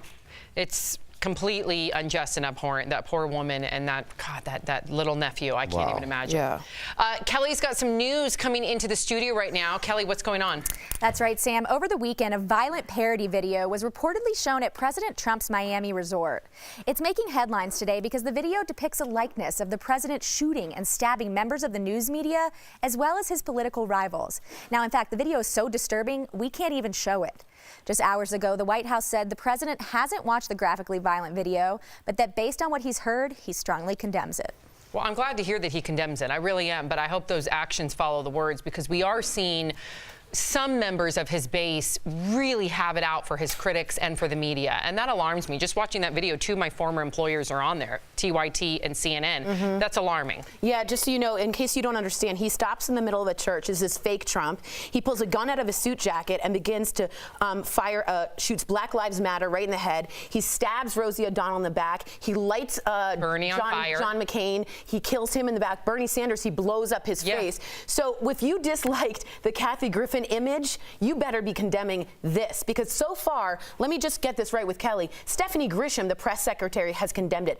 Trump has yet to see it or say something. I want the whole family to say this is outrageous, or else you are tacitly allowing this kind of violence to permeate the situation. We're getting scary now. Now you're killing Vice News with a gun with the president? I know. No way. It's no way. Everybody.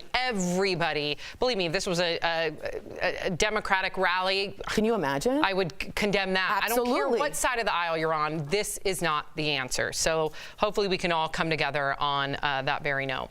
Well, talk about strange. A woman who was known by authorities for being a serial stowaway on planes was arrested again at O'Hare in Chicago. She was allegedly trying to move TSA lane dividers to sneak by. And get this, she had been on probation for sneaking onto a London-bound flight before and had been warned to stay away from all airports.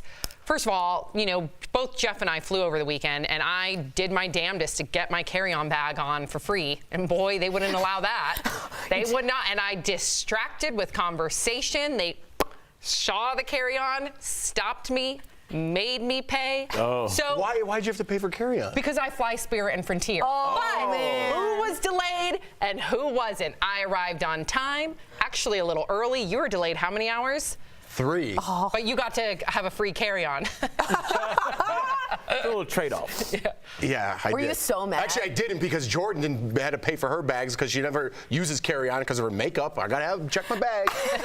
You know what I mean? Were you, like 1 to 10, how mad were you? I wasn't that. I was leaving for vacation, so I wasn't that mad. I know, but and I thought this was the camel. I was like the straw. Well, Not the it camel. was also snowing too, so we got a few first snow here in Denver. That's true. So it was like 2 to 3 inches at the airport. So I was like, and they were trying to de-ice. I just wish they would have let us off the plane. I So we're would've sitting gone on the plane for crazy. 3 hours. I watched all of Rocket Man. I was gonna say Iron Man. Isn't it good? Yeah, it was pretty good. Yeah. It was pretty good. And so I watched all that, and I played some Candy Crush, and finally they're like, who wants to stretch their legs? Because I think it's a law. You can't sit on there Correct. for too long. It's like, does anyone want to stretch their legs before we go? And they're like, could we go now? And they're like, yeah. And I'm like, nobody get off this plane. Yeah. And then we flew, and it was another 2 hours. So 5 hours altogether on the plane. But I'm starting to think like I need to take some.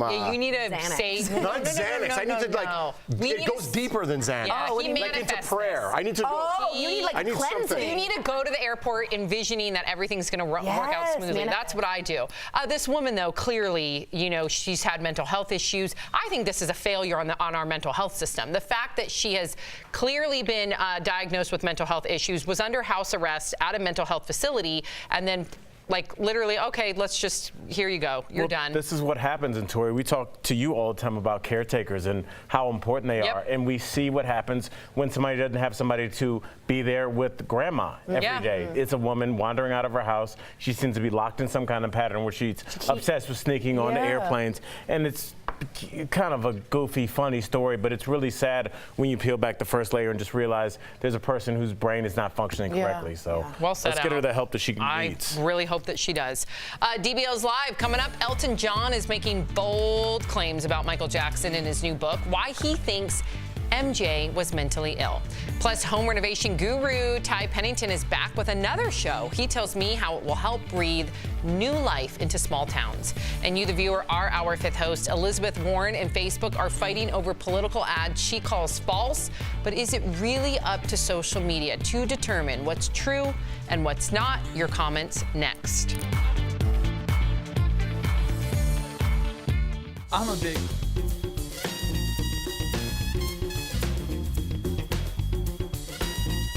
I'm sorry, my boss was distracting me, so I was a little late. Here I am. I'm Kelly. I'm here with the DBL digital team. Let's go to the desk and see what's going on with our host. Hey guys, what's happening up here? How are you? Sorry I was a little late. No, good. So I had a story I wanted to finish about traveling. Tell us. Okay, so this is why I hate airlines. I didn't really get into the whole thing because we had to cover the story. You're manifesting again. No, well, good. Maybe this is why I'm pissed.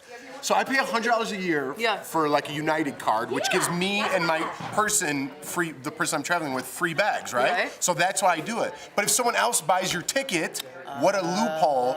You don't get free bags. So Jordan put it on. Did Jordan pay for it to put it on a card? Then it's not his $100. Not his account.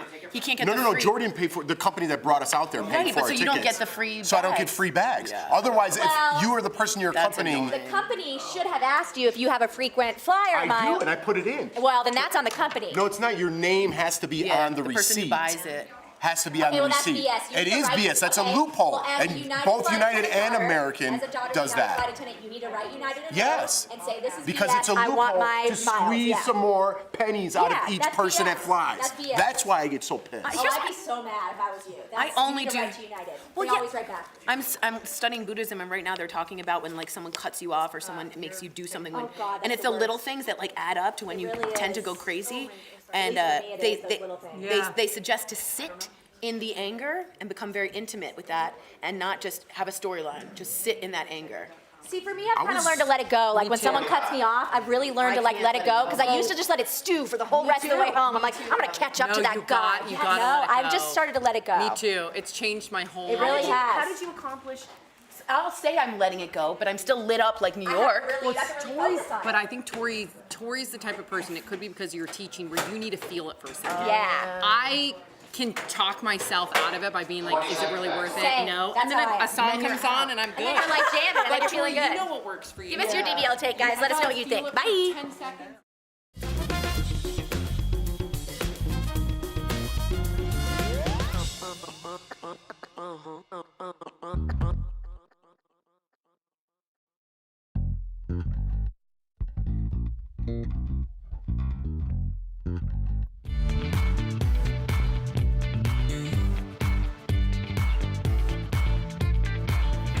Welcome back to DBL. It is time for Fifth Host when we talk about what you're talking about. Well, Trump coined the term fake news. Now he and fellow presidential candidate Elizabeth Warren are sharing false political ads on Facebook. Under current Facebook policy, political ads are exempt from third-party fact-checking. Senator Warren says this loophole has allowed Facebook to profit from Trump spreading lies about her and other candidates as well. Now she's released her own false Facebook ad against Trump just to prove her point. So DBL Nation, should Facebook continue to share false political ads? Tori, take it away. Yeah, interesting. Jamie from Facebook says, well, the real problem is with people trying to educate themselves through Facebook. Social media is not educational. It's not textbook or fact book. But it is. And when I say that, let's just not put our heads in the sand, because if we do, Putin will be picking all of our next presidential candidates. I really believe that. Facebook, the entire Intelligence Committee has said that they altered the election from Russian bots. It is Republicans, Democrats alike all agree it happened. So let's not say it doesn't. So what she did, Elizabeth Warren, is did a fake ad, and then it ran, and she said, look, you're proving my point. I think we should put our heads out of the sand and realize what a huge influence Zuckerberg and Facebook has. Johnny from Facebook says if Facebook accepts money for political ads, then Facebook should create a media department that fact checks all the news posted on the site. Well said. Johnny, great. I think everyone said it before me. They love your idea, and so do I. Why not, right? If we know that this is happening to us and we're reading false news, and when we read that, they continue to drown our feeds with that news, what's going on? We're all suckers. Yes. We're Zuckerbergs. Good one. Yeah, I mean, with the false ads, I guess my question, I kind of asked you, Tori, this off camera, is like, so could I can pay for a Facebook ad. Could I do one that says, come to DBL, I'm a doctor, and I'll do back surgery on you? Well, could I just put that on Facebook? Are there any ramifications for just putting something that could be potentially life-threatening to people? I don't think so. Unless there's an imminent threat that you put on that a reasonable person. I think me doing surgery on anybody in the green room is an imminent threat. Right, but you posting that and saying that, what Facebook is saying is we don't care if this is false, blatantly false, because there's no way you would do surgery on anyone. But they would blatantly say that. They're saying that's fine. It will roll with it. They'll police fake ads. They just won't police these fake political ads. And now that's scary because it is psychological warfare. And we should all want to be able to vote based on truth, right? You want to be as educated as possible, whatever aligns with your ideology, then you can be a well-informed voter. That's not the case when what we saw in 2016. And if you don't believe me, I got a squeaky chair. Sorry about that. If you don't believe me, make sure you watch The Great Hack on Netflix. It is eye-opening. Coming up on DBL, Kim Kardashian's Met Gala dress was a hit, but what did Kanye think of it? You might be surprised. And home renovation icon Ty Pennington is at it again. I go one-on-one with him to talk about his latest show that gives back to small business.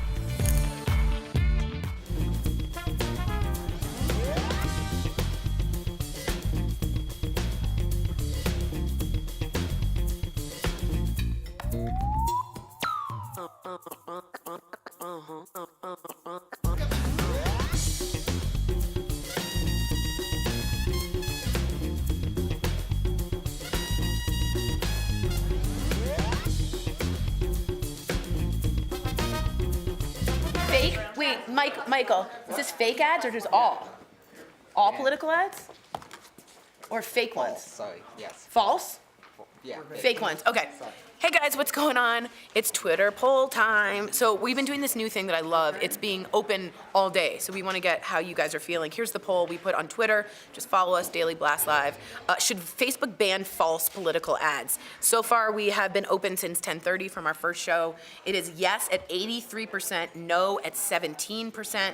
I remember once reading Zuckerberg testifying in the Senate, and he said, if you asked me back in Harvard, if I thought I would be creating something that could affect an election, I would have laughed at you in the face.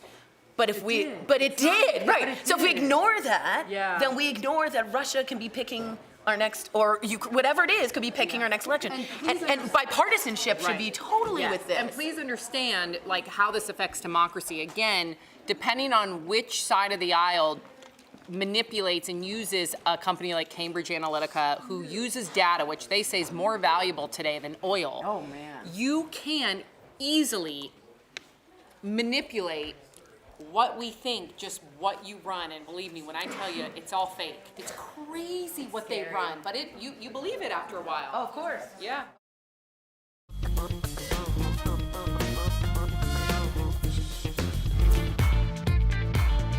Welcome back to DBL. Ty Pennington made his mark in the renovation world on Extreme Makeover Home Edition, and now he's helping entire towns thrive on Hulu's small business revolution. Earlier, I talked with Ty and his co-host Amanda Brinkman. They gave me a sneak peek of what to expect this season in today's DBL Spotlight. Ty Pennington and Amanda Brinkman, thank you so much for joining DBL. I gotta tell you, as a small business owner myself, I am so excited for Small Business Revolution. So Ty, you are a renovation icon. I look to you for inspiration. How is the transformation process on this show different than some of your past projects? Well, on the past projects, I mean, we are literally tearing down houses to the ground. Well, then let's do it! Hey, bus driver, pull over! With Small Business Revolution, it's really about saving a business. So we're adding things to it, we're sprucing things up, but we're definitely not necessarily tearing things down. The effect that you can have by revamping a business, it's miraculous to see the change, but it's also what's really awesome is to see the belief in themselves once they've gone through the season and you realize that they've got a grip of how their business is changing and a new way of looking and running it. Yeah, I think the boost in morale is something that I don't think anybody but a small business owner could probably describe to you how important that is. And Amanda, I want you to give me the inside scoop on the town that's featured this time around. Searcy, Arkansas, which is an incredible small town in central Arkansas, and we really fell in love with their sense of community. They give back disproportionately not only to each other, but they have a great number of nonprofits and are really passionate about the foster care community. Wow. So those families really step out and take care of children when their families can't. Why was it important for both of you to be a part of this mission to help small town America? And I thank you just personally. I think it's so cool. We decided to go out and put our money where our mouth is and actually walk alongside them and help them. For sure. I can't wait. And like you said, as viewers, we can really learn. So you also have this pay it forward mentality. But Ty, before I let you both go, I have to ask you about the book you released earlier this year. Did I hear you wrote it in 7 days? How did you pull that off? I'm one of those people, like, if there's not any chaos in the room, I'll create some chaos just so I can figure out how to solve it. But yeah, it was a challenge because I wanted people to really get an idea of how extreme sort of my life has been. And honestly, you really got an in-depth look on sort of like inside my brain, which isn't always, well, clear. Well, speaking of which, I have to thank you for being so open about having ADHD because, you know, I've worked with kids and a lot of kids who are diagnosed with ADHD and they end up feeling bad about it. They shouldn't. How did your ADHD benefit your career? How is it your superpower, so to speak? The truth of it is like there's many years when my mom as a child psychologist was trying to figure out what I would be good at, and the one thing that I always went back to that I could focus on was either sort of solving geometrical puzzles or drawing. My advice to anybody dealing with those kind of challenges with the ADHD is let them go through whatever door they seem to be passionate about, because you never know in the end if they can use all those different paths that's going to lead to one incredible destination. Wow, you both amaze me. You really do. Thank you, thank you, thank you, Ty and Amanda. I can't wait to watch Small Business Revolution on Hulu. Both of you have a fantastic day. Thank you. And you can already nominate your own town for the show's next season. How cool is that? So this is what you got to do. You got to head to smallbusinessrevolution.org and they can come to your town and help the economy there. How cool is that? We'll be right back.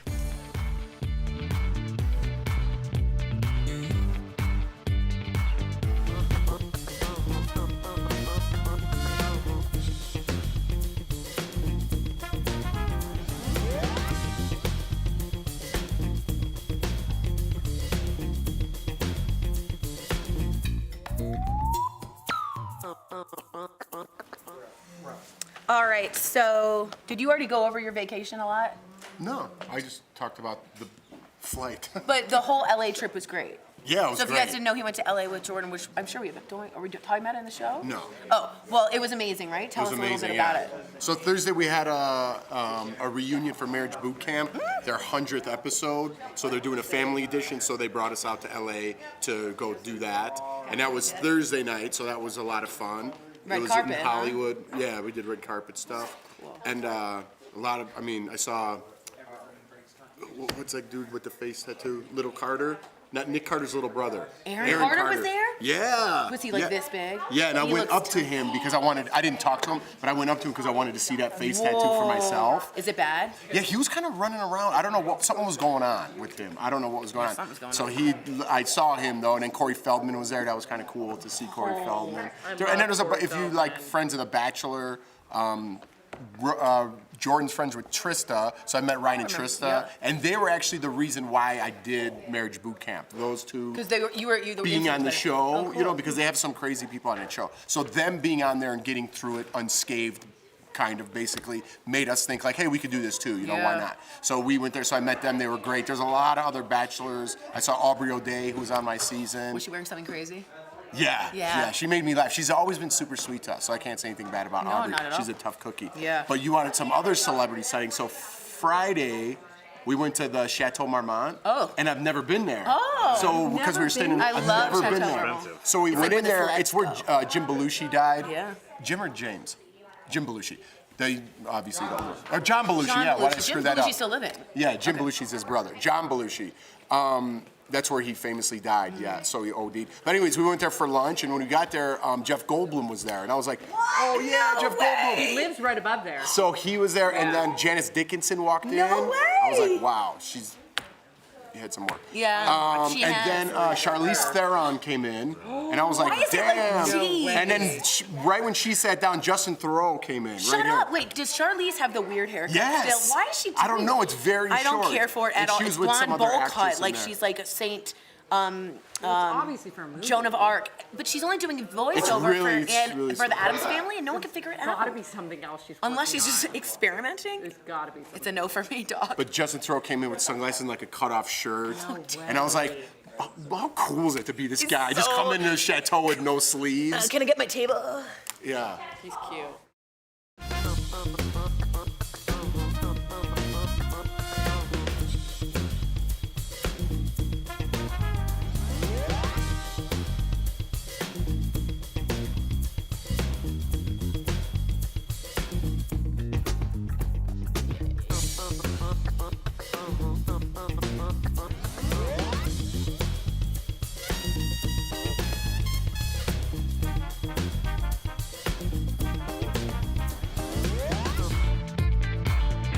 Welcome back to DBL. Do you believe a midlife crisis is a thing? Well, most people do believe in them, and nearly half of adults over 50 say they've had one. But research actually shows that things in midlife get better, psychologically speaking. So do you believe in the midlife crisis?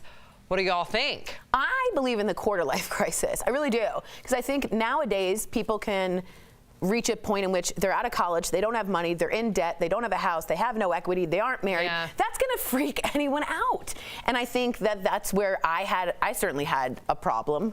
That's called growing up, though. That's the part where you learn all those tough lessons and figure out what's important to you and what you want to do for the rest of your life. I know that's life. It is true. Yeah. When you two hit 40, and I'm approaching, so this isn't like when you two hit 40. No, I'm there in a year. When you two hit 40, did anything run through your mind? No. Should have. Yeah, no, mine was just, I can't believe I'm 40. What's midlife now? How do we know how long we're going to live? 50? Yeah, well, who knows? Most people say 40s is when you start to hit your midlife crisis. Yeah, and I think 40 now, as opposed to 20 years ago, is a lot different. You know what I mean? I feel great. I did at one point, it was like, I can't believe I'm gonna be 40. Yeah. Just when I say it now, I'm 41 years old. Like, what? It's weird though, like how we look no at weird purchases. You had a couple interesting purchases. I mean, I got a Challenger, but I like my car. It's weird that, like, you know, a and midlife a fancy crisis.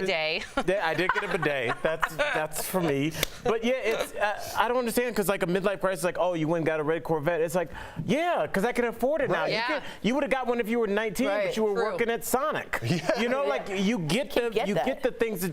But then once you get them, everybody's like, oh, look at the old guy. It's like, when do you want me to buy them? I'm an average parent. I'm with you. Al's got a purchase on mine. I wish. Here's what's Get a coming up pool. next.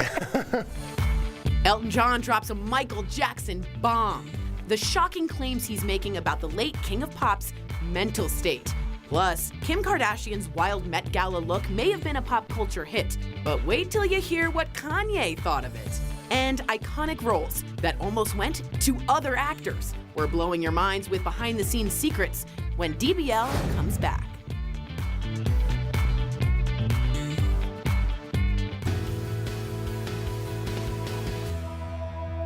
There's a man missing under the rubble of the Hard Rock Hotel in New Orleans. 2 people died when the building partially collapsed over the weekend. Right now, rescuers are still trying to get to that missing person, but the building is still unstable and they can't get to the areas where they think that man might be. Hey, this story is developing by the minute. I'll be sure to bring you updates when I have them. Parents, are your kids in an unusually bad mood today? I might have the reason. The popular game Fortnite has gamers freaking out after the game put a black hole on the screen and left no way for users to play. If If you haven't heard of Fortnite, you may be living under a rock, but that's okay. Here's the deal. It's one of the most popular video games, and it's especially popular with teens. CNN reports that even after hours of the game going down, hundreds of thousands of people were still on the stream waiting for the game to come back.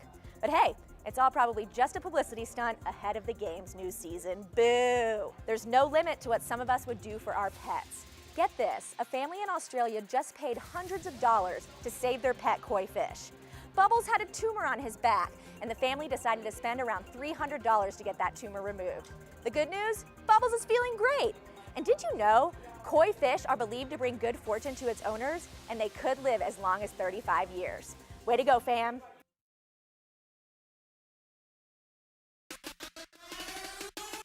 Salma Hayek, welcome to Daily Blast Live. Got a hit show. 100%. The button to the NSYNC story. So this means so much to us. I feel like we're old friends. Salud, salud, salud. Can you stand with me? Hey, Gwen, welcome to Daily Blast Live. Hey, I'm mostly worried about you and Sam, Jeff. We got our ear to the streets here at DBL. How you feeling? I'm really good, man, really good. We love when we can bring comfort to people. It was such an honor to speak with you. It was so nice to meet you. Big fan of yours. Thank you. I'm black. I don't jump off the ship while it's still floating, Jack.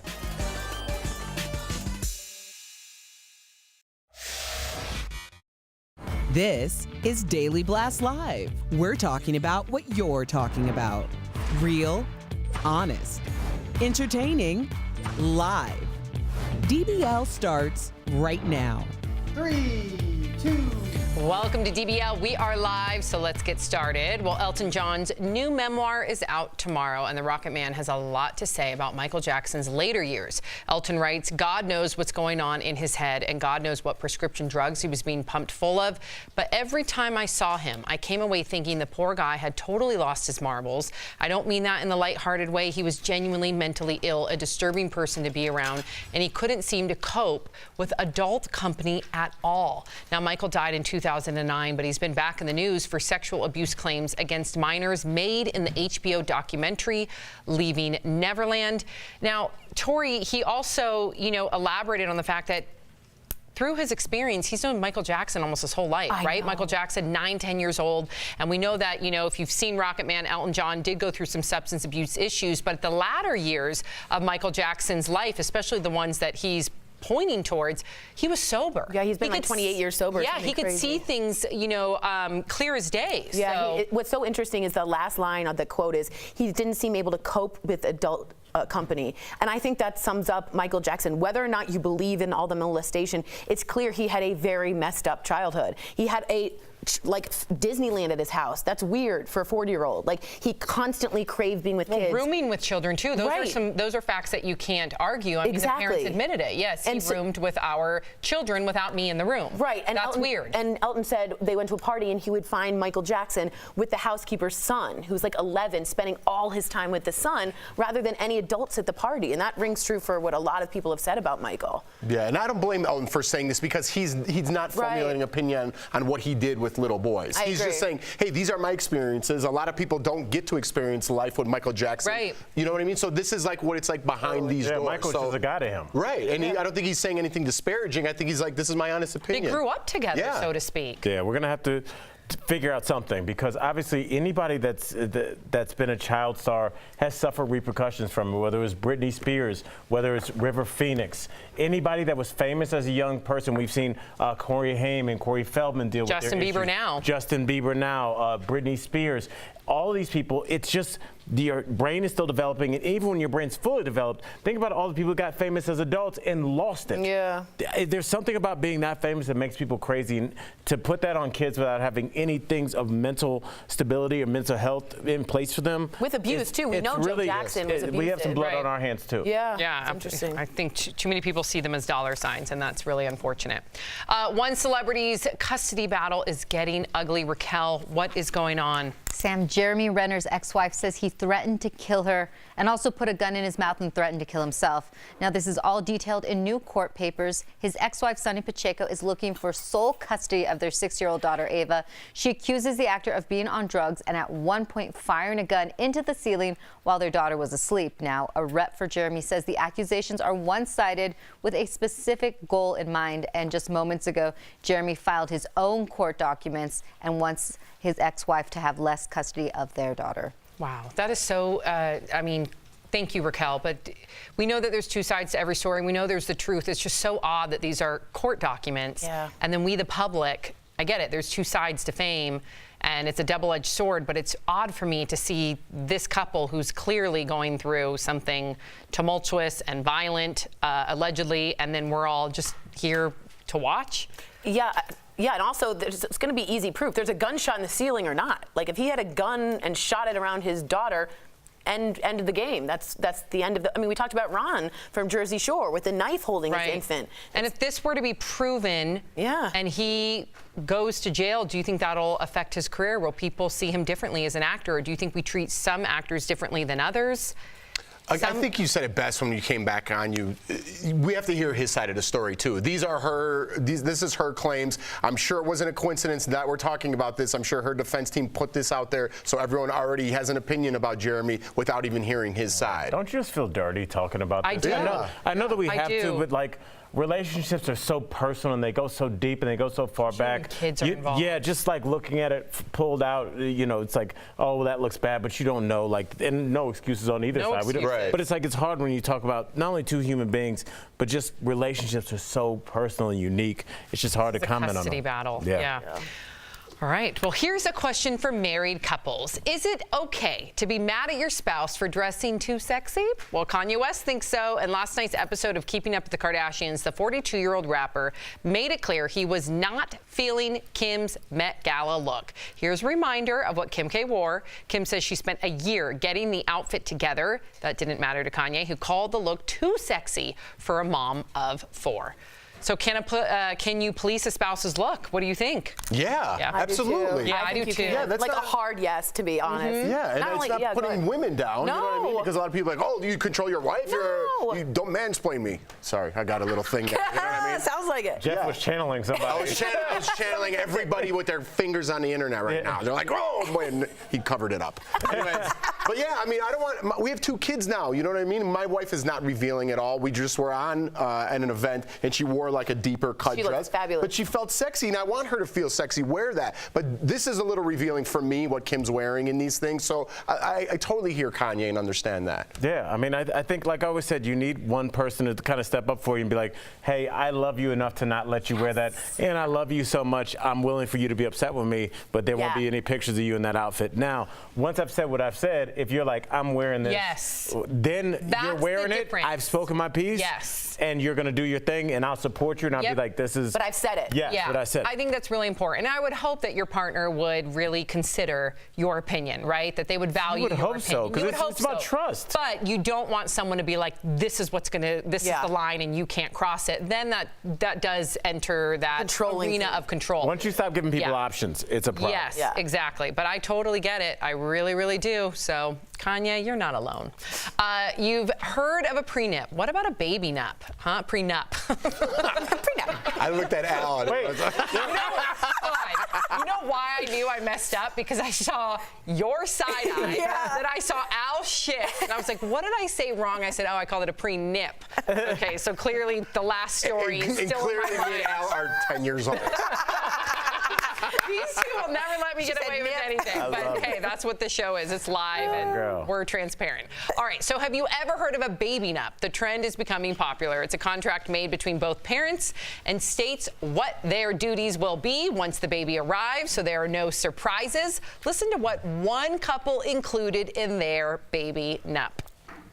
We signed the document with witnesses. Some things that we included were things like grandchild and grandparent access, as well as financial implications, wills and trusts, and quite frankly, who's going to do the daily changing of the diaper.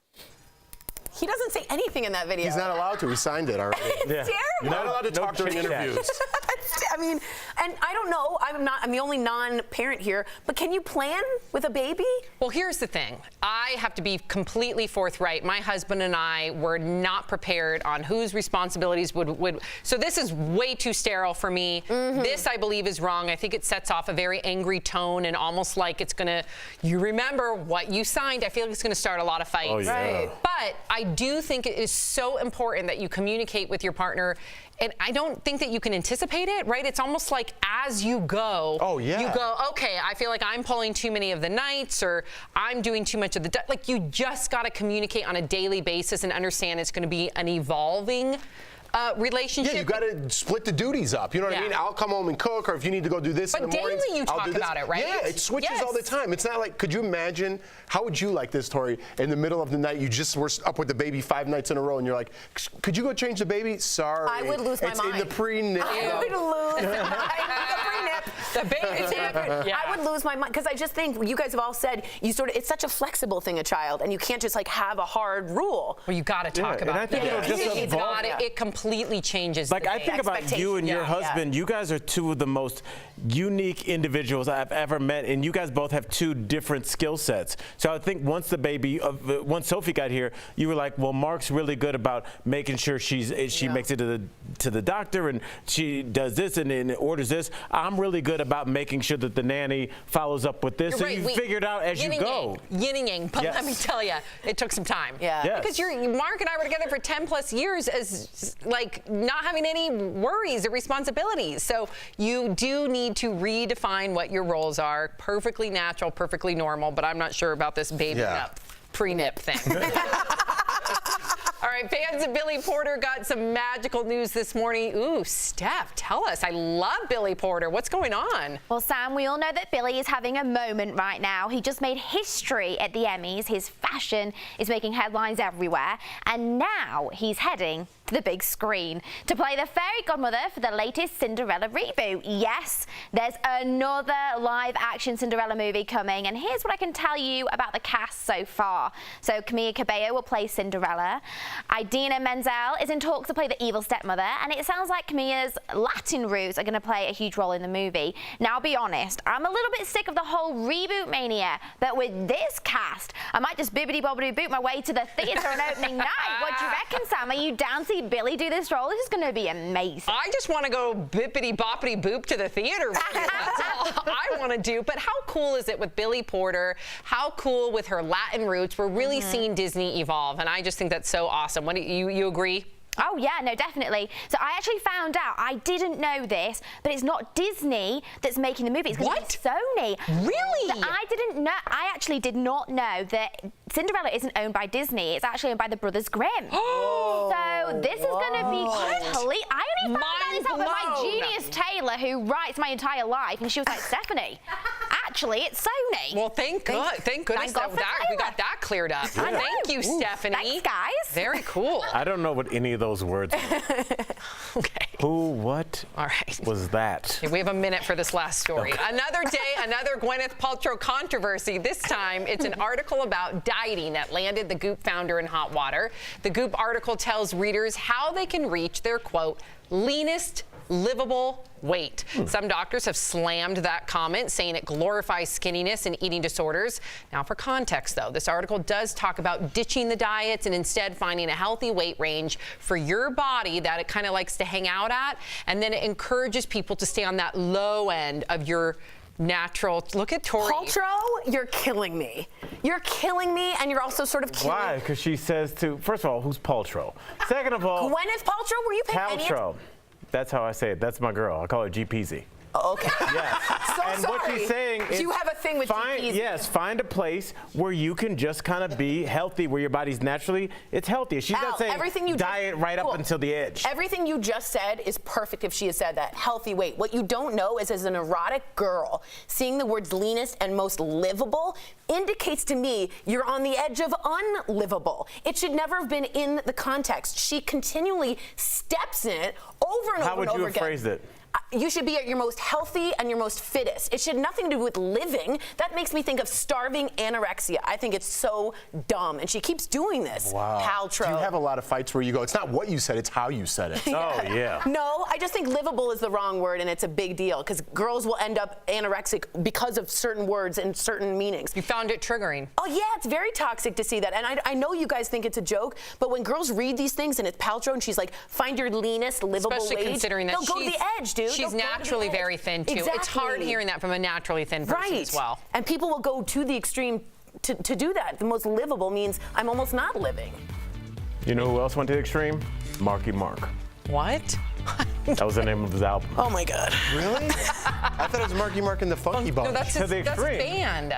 I thought, never mind. Maybe that was Vanilla Ice. Ow. Oh, man. To the extreme, rock a mic like a vandal. That's not, that's Vanilla Ice. I know, that's what he said. He said, maybe I meant Vanilla Ice. I think he did. Aren't they kind Isn't of there the same music guy? playing? Sorry. Coming up on the story behind an underwater memorial to our brave servicemen and women. Do not miss this inspiring heart threads. And did you know some of Hollywood's biggest roles could have gone to other actors and actresses? Ooh, we're blowing your mind with movie facts next. I'm a big...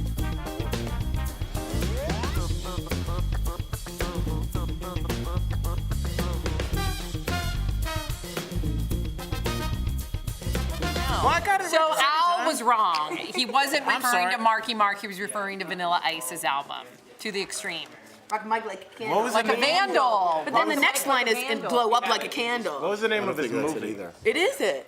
I'm positive of It's it. something with a candle. I want to Yeah, ask on Steph, fire like a candle. What Light up a chump like a candle. Light up the night. Light up like what? Light up a chump like a Not candle. light up the chump. In the night. Light like up a the candle. night like a candle? So I've been watching some extreme shows, and I just wanted to see how many of you have watched. So I finished Succession. I need to know if you finished it. No, I haven't. finished We just got Peaky. back. Okay, so I'm like Peaky Blinders. 4 episodes into Peaky. So wait, It's only 6. I have 2 left. I It's know. so Yeah, we're on I'm the- taking my time. Good. And I'm caught up taking with- my You time. should take your time. We have a half hour left. Dude, it's so good. And I caught up with the Great British Bake Off, Celebratory Week, Cake Week. Okay, we'll go back to Peaky Blinders. If you guys have Okay. yet to watch Peaky Blinders, it is one of the most incredible series. It sucks that they only release 6 episodes every season. So my husband and I are slowly watching this season. You and Jordan too, slowly. Yeah, because we were tired yesterday when we got home, and we watched the last part of the 5th episode, and we watched a little bit of 6, and we were kind of like dozing off. Yeah, and I'm like, let's save it, because I don't want to just blow I think through we're on it. episode 4 right now. Succession So- also ended with a bang last night's season finale. I called what I thought was going to Okay, happen. don't tell me I yet. won't. But Me it's either. good. How It's many good. episodes? 9. Okay. This is the second season, right? Yeah, and it's just fantastic. It is fantastic. And if you guys haven't seen it, so let us know what you guys are watching, because I'm all out of shows. The Great British Bake Off. Dairy Week is next week. I gotta wait. What else is there? I just watched Fargo, but I'm way late in the game on that. Yeah, I'm watching it too right now. It's good. Do you like the Yeah, I'm first 3 season? episodes into season 3. Oh, I just watched Okay. the first season. It was Season 2. Okay.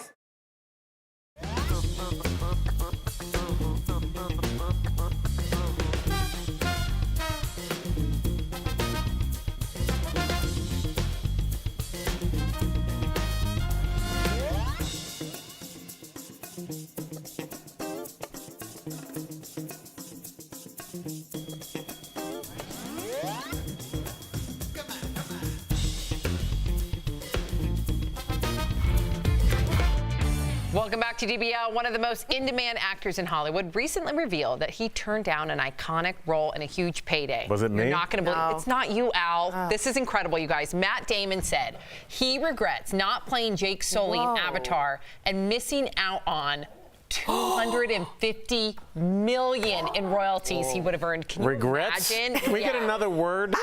Wow. So we're going to take a look at more iconic movie roles that were almost played by other actors, okay? First up, here we go.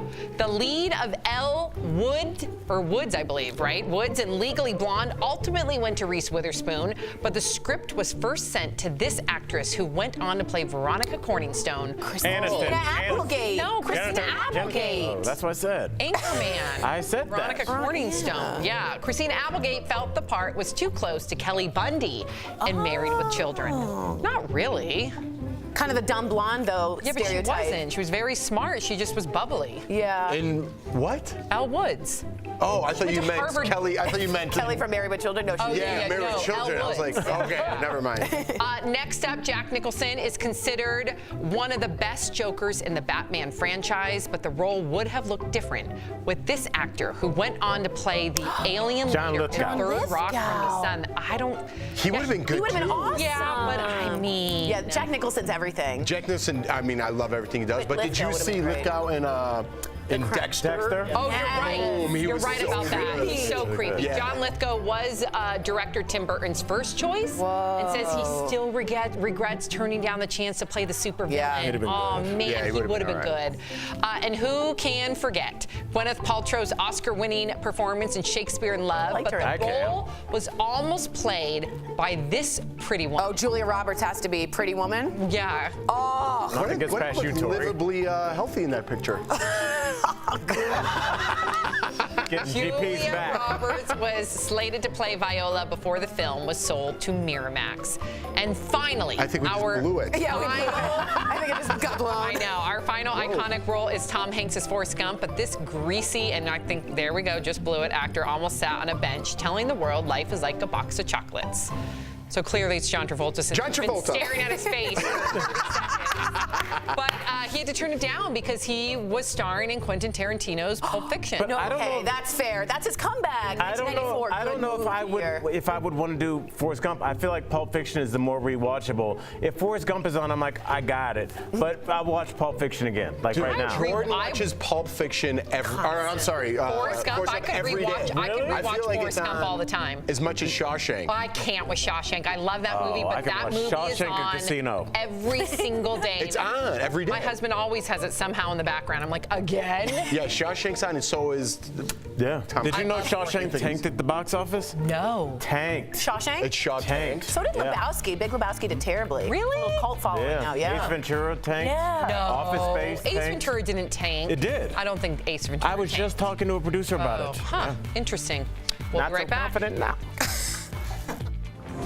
Hey guys, welcome back to Beauty Blast. I'm Jeray Banks, makeup extraordinaire for Daily Blast Live, and today we're talking about some of my favorite red light beauty tips. Now, these are my favorite tips to get you through a quick fix without having to ruin your whole makeup sleigh. Yes, honey, I'm here to help you save the day. So, did I just do a whole haiku? Go ahead, sis. Now, to get back to our point, we are talking red light beauty tips, such as how to put on your makeup. Now, I'm not gonna tell you the actual technique, but I'm gonna tell you which step you should be putting in your makeup. Now, I want you to think, what do you usually do, or most people do? We put on our base first and add the blush and the bronzer and warm everything up. It's a good time, right? But then, when we get to eye makeup, we almost always have this big mess underneath our eye. Think about that last time you did a smoky eye. I know, sis, it was a mess, for sure. That whole black cloud underneath, it's never fun. So, let's go ahead and think smarter and not harder, all right? Now, instead of doing our makeup first or our foundation first, I want you to start doing your eye makeup first. This is a great way that a lot of professional artists use to go ahead and make sure that we're actually helping to release or reduce time that we're using to correct any under eye fallout. It almost always happens, so this is the best way to help you fix those issues. Now, another issue, if you may have gotten a lot of fallout underneath that eye, going back to that whole smoky eye issue, we can actually take a little bit of an eye cream or moisturizer on a Q-tip and utilize that to go ahead and remove any excess makeup products that might be underneath your eye. A lot of pros wouldn't tell you, but I'm nicer than the rest of them, y'all. So with that being said, I want you to go home and try out using that double-sided Q-tip to take out any excess makeup from underneath your eye. And also remember that quick tip, do your eye makeup before your foundation. It'll save you a lot of pains later on in the day. Now, you can thank me later, guys, and you can follow me at Dre for the Slay for more beauty tips. We'll see you guys next time. Welcome back to DBL. Now, you're going to love today's Hard Threads because it's all about honoring our veterans. Check out how these submerged statues aren't your typical memorial. This underwater memorial pays homage to those who served. Scuba instructor Joyce Hanasek owns a dive company called Narcosis. Many of the staff members at Narcosis are veterans, so it was important for them to honor those who served. The business commissioned an underwater memorial with statues representing each military service. It's the nation's first dive memorial to honor veterans. A team of veterans took nearly 8 hours to lower them into the ocean. Yeah, I haven't seen this before. It really takes your breath away. Definitely hits you at home when you see it just like that. You know, especially the Soldiers Cross, you know, it really hit me. I had to take a minute and remember the people who couldn't be here enjoying this like I could.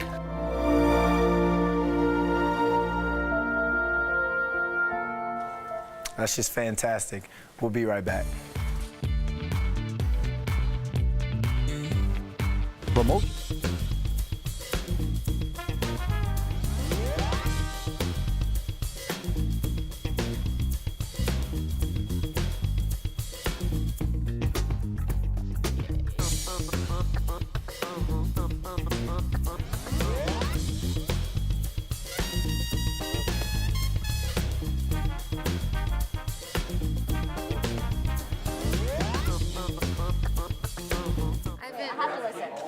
Yeah, you have to listen to that conversation. Hi, DBL Nation. Right now, I'm going to give you some movie news, but I just want to let you know behind us there is a heated conversation about Family Feud.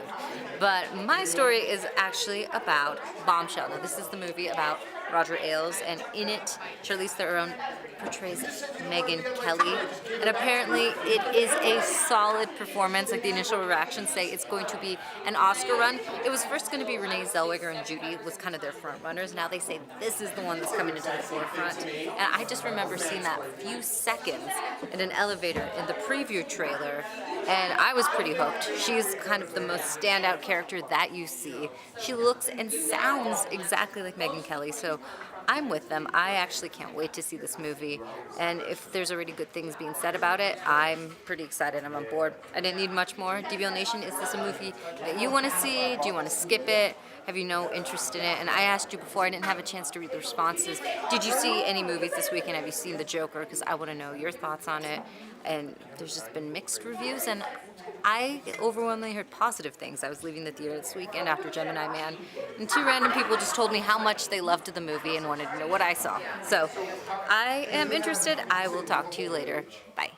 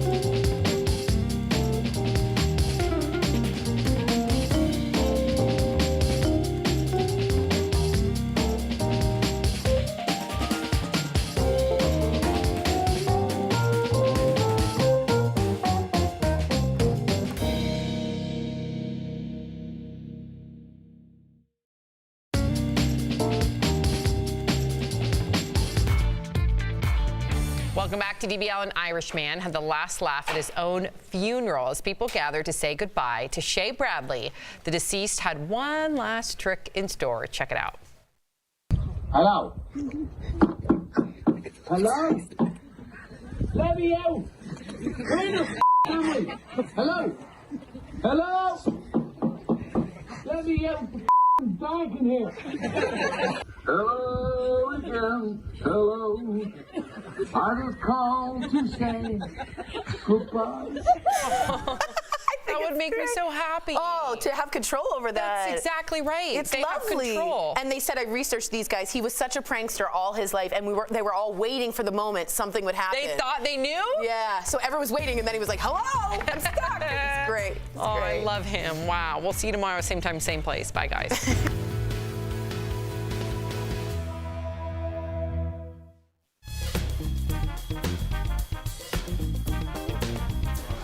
Hi, everyone. Don't I look like Kelly's attorney? Objection, cowl neck. We both have cowl necks on. Oh, you're right. Go ahead. So it's time for Between the Show with Shuey and Shulman. Tori, everyone is getting on me because I've never seen the movie Shawshank Redemption. Cool. Now, I know this is like a classic movie I need to see. What is a classic movie you haven't seen that's like classic that people make fun of you because you haven't seen it? I've got like way If you're a hardcore DBL viewer, you would know the answer is The Goonies. Goonies for me, I too. know. I haven't seen the Goonies either. But you haven't seen both. That's really I haven't bad. seen like a lot. She has a list. Oh, God. Yeah, Star Wars. Mile long. Star Wars. I haven't seen Star Wars. If you guys don't know, this is her beau, Chris Morris. He's a great I think editor. the issue for me is when I was younger, I was in here. yeah, come I in. had a funny funeral story. I thought Oh, well, let's talk about the funeral story. I actually think I would get nervous because I'd think there was actually someone down there in the thing. But if you knew so I'd that be like, guy was a oh my prankster, God. you Yeah, knew that's it was true. Like he was apparently all a prankster the whole time. I think it was funny. Now, if you have a parrot, okay, and you don't teach it to say, help, they turned me into a parrot, you're wasting everybody's time. I still don't really get it. Because there's... What's your funeral story? Thank you. What's your funeral story? R.I.P. Duke Ernest Duke, my boy. We went to his funeral. He had planned to play Don't Worry, Be Happy. That's so we're all funny. sitting there sobbing, and then people are coming in, and it's like, you know, you hear the intro to Don't Worry, Be Happy, and you're like, what? oh my That's gosh. really funny.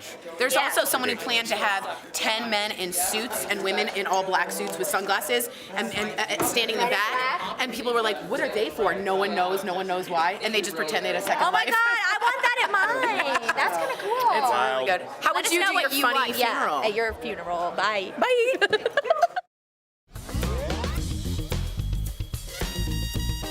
Talking about today on Daily Blast Live. Another police shooting involving a black person, this time in the woman's home. See the moments that were caught on body cam. Then, she did it again. How a serial stowaway was back at it, trying to sneak on to another plane. Plus, Elton John brands Michael Jackson as mentally ill. And there's even more he's revealing about the king of pop. And getting the last laugh. You will never believe the prank one man pulled off at a funeral. He's shaming. I'm in the box. Real, honest, entertaining, live. DBL starts right now. 3, 2. Welcome to DBL. It is Monday, October 14th, and I'm here with Tori, Erica, Jeff. I am Sam. Let's get right to it. This is a story that all of you definitely need to pay attention to. What is going on with some police officers in Texas? Well, Tatiana Jefferson, who you see here, was shot inside her own home over the weekend. A cop was there to do a welfare check. Well, this is what happened.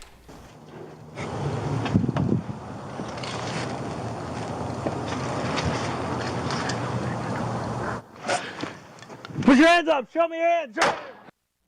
Now, I want you to listen to what her neighbor said about why he called the police in the first place. I called my police department for a welfare check.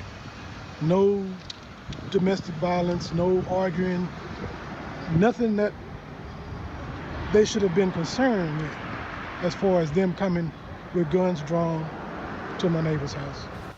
So just to provide some additional context, the reason why this neighbor even felt inclined to check on his neighbor was because he never saw the lights on that late at night. He just wanted to make sure she was okay. She was playing video games with her nephew late at night. That's when this happened. Also in that video, you never hear the officer identify himself. This just in, Erica, and then definitely want to hear from you. Chief Krause says that the officer who shot and killed Tatiana Jefferson has resigned. He said that had the officer not resigned, he would have been fired. Fort Worth mayor has apologized to the family and says, quote, "There's nothing that could justify what happened on Saturday morning. Nothing." Shocked that he's not in handcuffs. Does this make you think twice when calling the police? And I know you recently had to. Yeah, you know, I've shared that when I called police because I had an intruder in my home, there was protocol. They knew that because based on what I divulged was in my home, they came with guns drawn. They secured not only my property, but also the entire street. Everything was done with conscious policing. Even when I showed up and emerged with a weapon in hand, I was holding a knife. That could have ended very differently. I didn't even realize I was holding the knife because I was so like in a heightened situation. And when the police officers stormed into my home with guns drawn, they removed the knife, put it down, and then continued to secure the inside of my home. That's policing, that's protecting and serving. I would like for people who are, who are people who want to see our city safe, our streets safe, who want to do the right thing and are in danger in uniform because we're not calling out people who shouldn't be there, people who should be in prison, people who should be in different professions. Because not everyone who has been certified as a police officer should be holding a gun, should be policing our streets. And if we don't identify who's who, then we're all unsafe.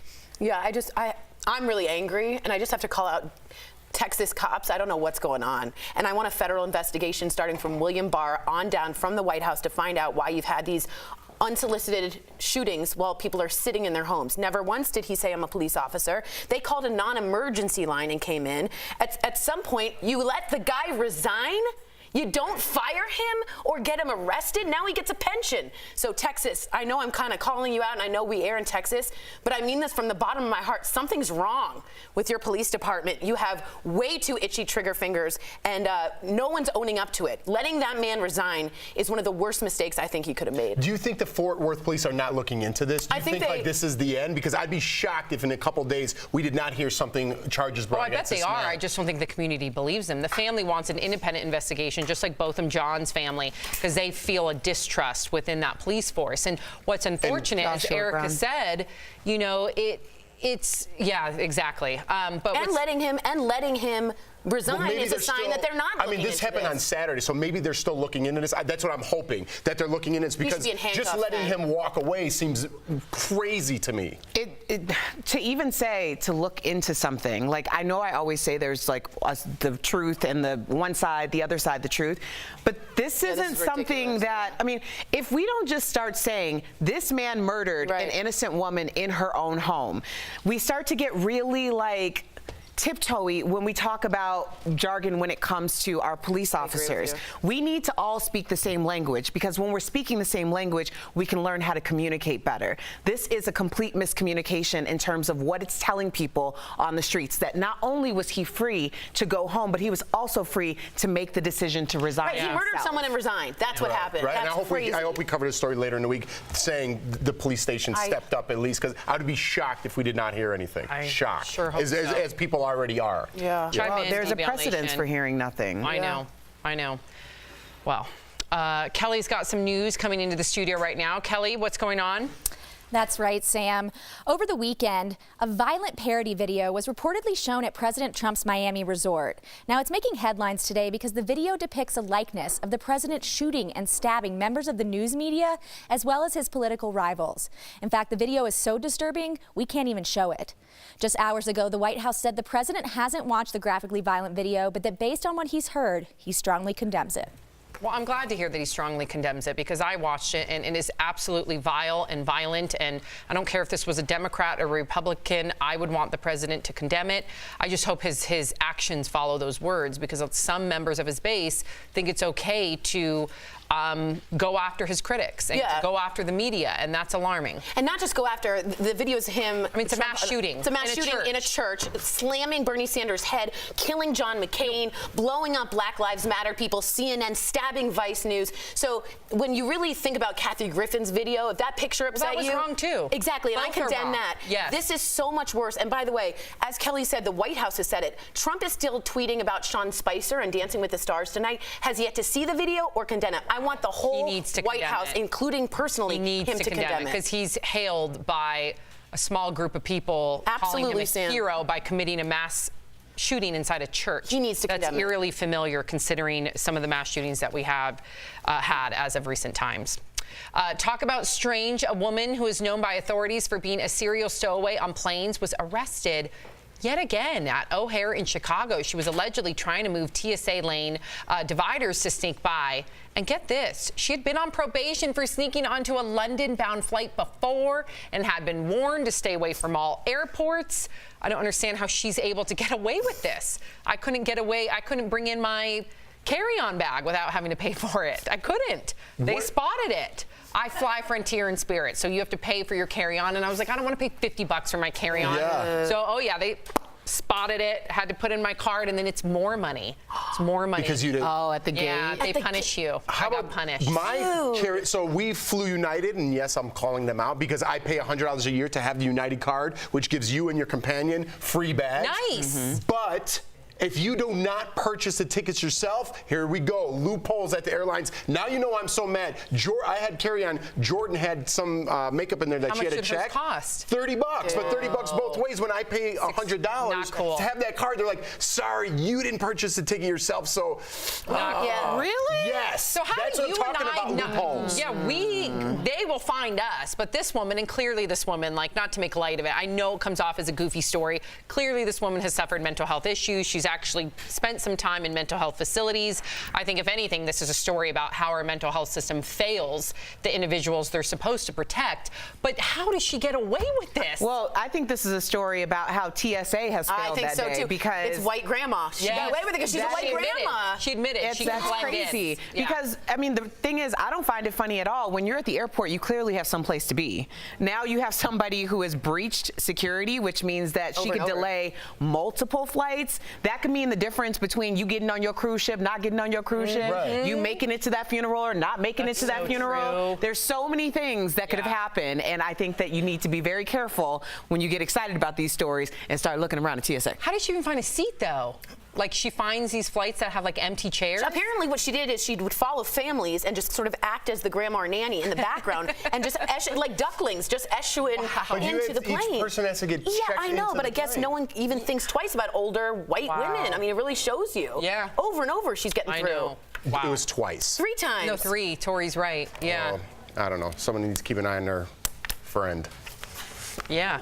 I was going to say something. DBL is live. Coming up, Elton John is making bold claims about Michael Jackson in his new book, why he thinks MJ was mentally ill. Plus, home renovation guru Ty Pennington is back with another show. He tells me how it will help breathe new life into small towns. And you, the viewer, are our 5th host. Elizabeth Warren and Facebook are fighting over political ads she calls false. But is it really up to social media to determine what's true and what's not? Your comments are next.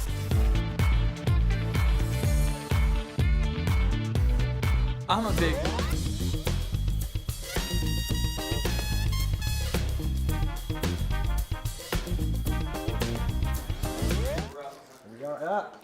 What's up? Oh, Tori's over there.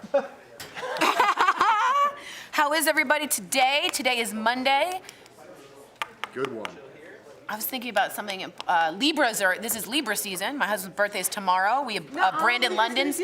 We're gonna have. We got a record player. We're gonna play some music. Maybe a little candles. We decorated the house for Halloween. I was channeling my inner Mark. But Brandon London's birthday is 2 days from now. Oh. So we got to do something else. When's your birthday? December. Okay. That's a few months. Yeah. So Libras, talk to me. What are you like? My father, my grandmother, my grandfather, my husband, they're all Libras. No way. Oh, you say with so this. you're definitely attracted to Libras, aren't you? Yeah. They're the scales, they right? They gravitate towards you. Yeah. They can say they have trouble making up their minds. And then you make it up for them. And I'm like, yeah. Red or blue, blue or red. Red! Sorry. Capricorn. Anywho, we are talking about famous, iconic actors after this that were played by other people in different roles. And if you have one, let us know. There's some really surprising ones coming up. Cool shirt, Leo. Oh, and also, if you want to look into joining the DBL Book Club, we're thinking of expanding it to the viewers as well. So we read Ubik, Philip K. Dick's book, and Leo created the entire DBL Book Club, so he's the one to thank. Thank you, Leo. Right on. So if you're interested in reading the book along with us and maybe having some discussions in the breaks, let me know by writing hashtag books are cool. No, just do DBL Book Okay, Club. just cool. Just say that, yeah.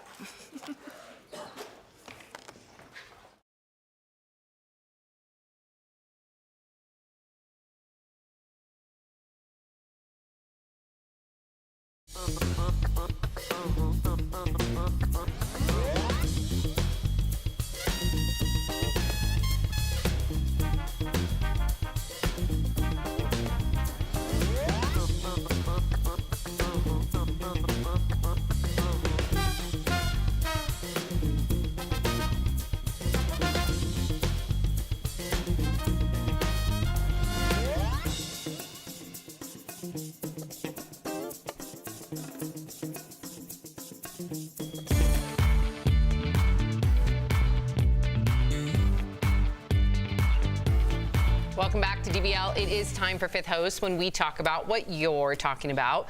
Well, Trump coined the term fake news, and now he and fellow presidential candidate Elizabeth Warren are sharing false political ads on Facebook. Under current Facebook policy, political ads are exempt from third-party fact-checking. Senator Warren says this loophole has allowed Facebook to profit from Trump spreading lies about her and other candidates. So now she's released her own false Facebook ad against Trump just to prove her point. So DBL Nation, should Facebook continue to share false political ads? Tori, take it away. All right, well, Ryan says Facebook is impressionable for youth who might want to be voting for the first time. This could be a huge problem. Ryan, not only could this be a huge problem, this already has been a huge problem.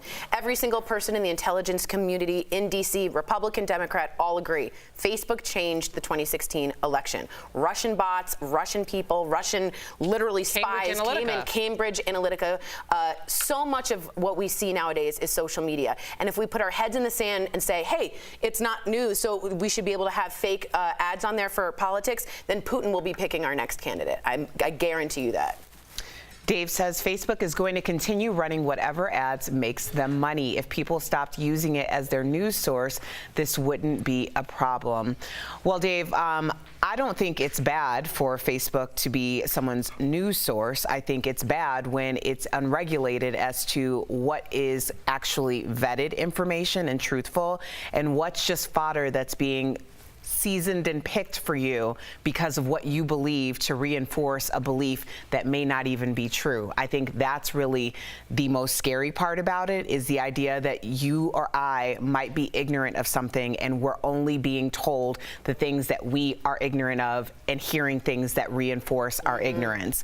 That's why it's so dangerous. Yeah, and I don't think people like fully understand what you're saying. You're saying the analytics, when you click on something, that's all you're seeing. That's all that's coming down your pipe on your news feed. I just want to make that clear for people. Like, I don't think like they it's understand. snowing, I'm saying the sky is blue, and everything that I'm getting is saying the sky is blue. Right. And it's very scary because that makes perfect sense to me, but some people may not even know that. Let's get to our next one. Doug says, freedom of speech is only a healthy thing when it's being used to convey truths and not blatant lies. Our politicians need to be held to moral and ethical standards instead of their personal agendas.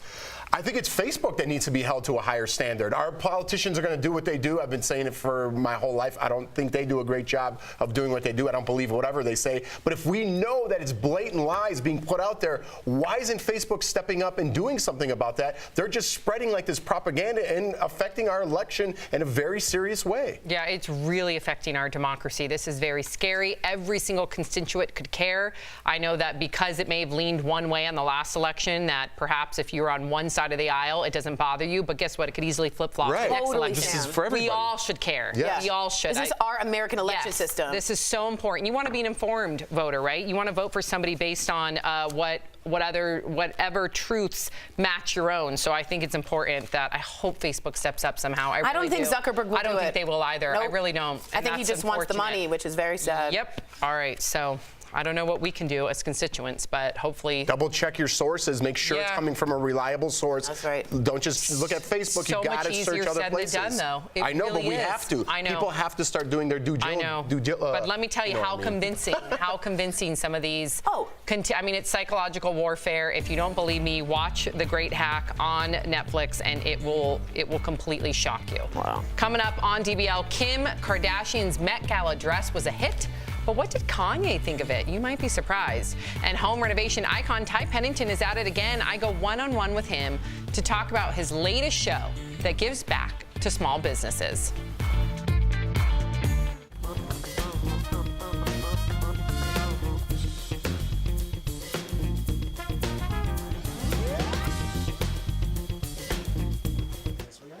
Hi DBL Nation, it's Stephanie here. Happy Monday!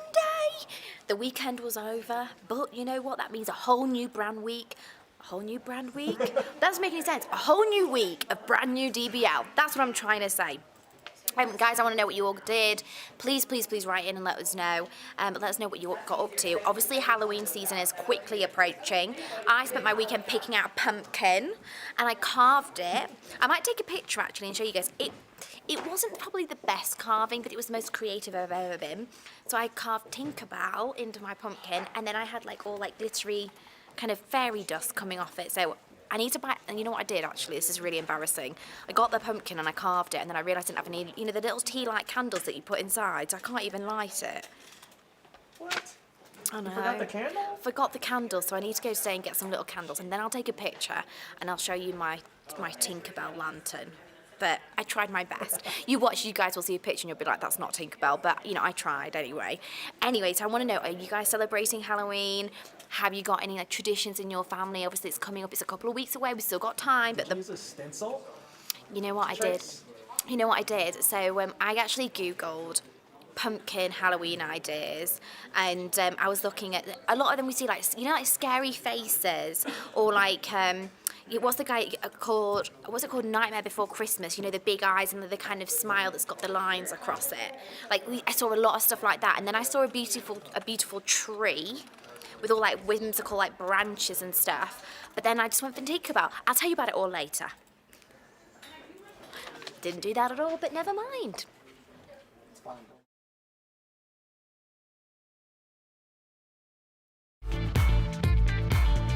Welcome back to DBL. Ty Pennington made his mark in the renovation world on Extreme Makeover Home Edition, and now he's helping entire towns thrive on Hulu's small business revolution.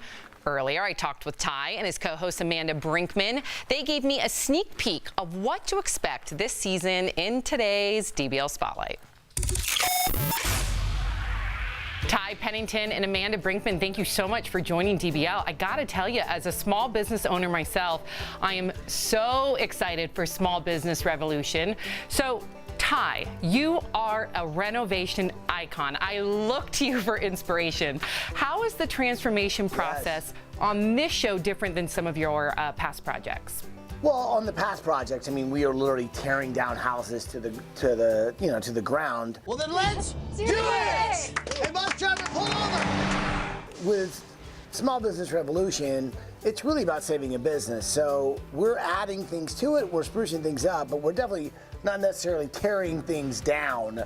The effect that you can have by revamping a business, it's miraculous to see the change, but it's also what's really awesome is to see the belief in themselves once they've gone through the season and you realize that they've got a grip of how their business is changing and a new way of looking and running it. Yeah, I think the boost in morale is something that I don't think anybody but a small business owner could probably describe to you how important that is. And Amanda, I want you to give me the inside scoop on the town that's featured this time around.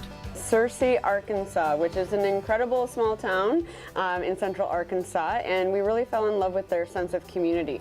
They give back disproportionately not only to each other, but they have a great number of nonprofits and are really passionate about the foster care community. Wow. So those families really step out and take care of children when their families can't. Why was it important for both of you to be a part of this mission to help small town America? And I thank you just personally. I think it's so cool.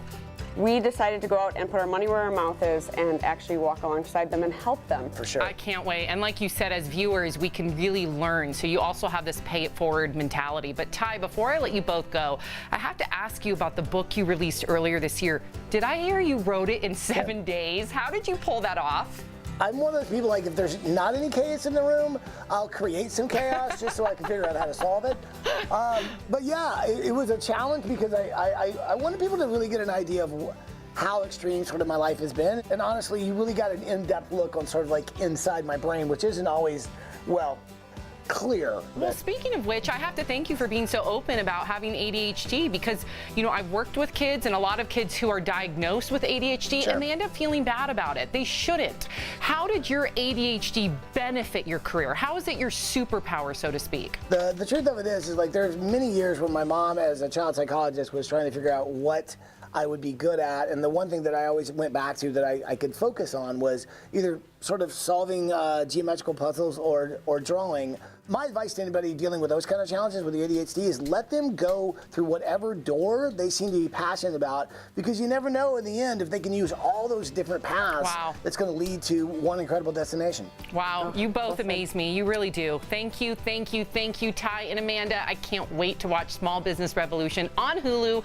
Both of you have a fantastic day. Thank you. And you can already nominate your own town for the show's next season. How cool is that? So this is what you got to do.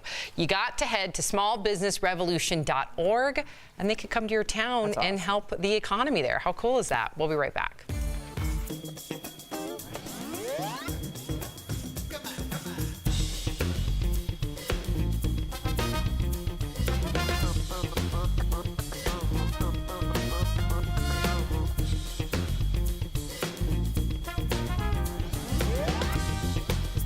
Right now till we get to we're live. So I've actually just been listening to a very interesting conversation. I say listening, I walked in upon it and muscled my way in to give not much help or consideration for others, but I'm going to share it with you anyway. Jeff just said, do you remember Dub Smash? Now, I don't know if any of you guys know what Dub Smash was, but basically it was like an app that you could go on and you could type in maybe a quote from a movie, song lyrics, jingles, anything at all. And like, I didn't realize that it's completely... Yeah, it doesn't work anymore. You don't get the songs that you want. It might have been something to do with rights. Like they don't own the rights to that stuff. But me and my friends used to make videos all the time. I used to love it. Yeah. I used to love doing, you know, like movie quotes like, I'll be back. Who was that? Arnold Schwarzenegger? Yes. Nice, that was a good one. Yeah, I tried really hard with that one. Or I used to like, you know, like when you make videos, like you're pretending to run or something and you're playing Eye of the Tiger in the background. Yeah. That was a good one. See, we did that over the weekend. There's a new, TikTok's the new one, right? Yeah. TikTok's a new one. Musical.ly was one of those. So I've never been on Musical.ly and I've never been on TikTok, but I've seen it on social media platforms, but I've not actually used it myself. Yeah, I haven't either. My nieces use Musical.ly. I feel like I'm getting a little old for these things. But TikTok, I heard, is fun, right? It's pretty fun. I think it's geared towards Gen Zers. Oh man, so that counts me out. Yeah, so I just heard as well. I'm just like telling everyone, you guys called me over to do the digital break and I'm just like spilling all the things I've just heard everyone else talking about. So Jeff was obviously saying about Dub Smash, this app, and then I overheard Tori saying, I wonder what Jeff will say, at what age is it not appropriate anymore to be putting like cat filters and things on your face? Like cats, dogs, rabbits. You know all the crazy filters that kind of make you look like a little animal? So I literally overheard Tori saying it, and I was like, I don't know. I mean, I still do things like that sometimes. Do that. I think if you're blatantly putting a filter on, I think it's okay. But I think if you're trying to be like, you know, when it makes them all like, when you're like, you're a princess. So you don't like, wait. I don't like all those. Well, you don't like when it changes your face to make you look different, or like when you're a character? No, but it kind of makes you look like cool. You know what I mean? When you're being like goofy and you're a dog and like that's you're being funny. Silly. But when it filters like your features really good and then you're pretending you're being silly, but really you like the way you look. You're trying to make yourself look sexy. See what I'm saying? Yeah. Like you're pretending you're joking. Got you. You know, like when everyone goes like this in the picture. And then really, when you like make fun of them, and then when you make fun of them, like, I wasn't even being serious. I was just joking, but really they're trying to be cute. They really are. Okay, so what about like Lawson's obviously 3, we haven't got long. Does he like filters? Does he look on your phone and be like, I'm a puppy? Yeah, we did. We've had put those on before. But maybe we'll make some TikTok videos with Lawson. Oh, he'll like that.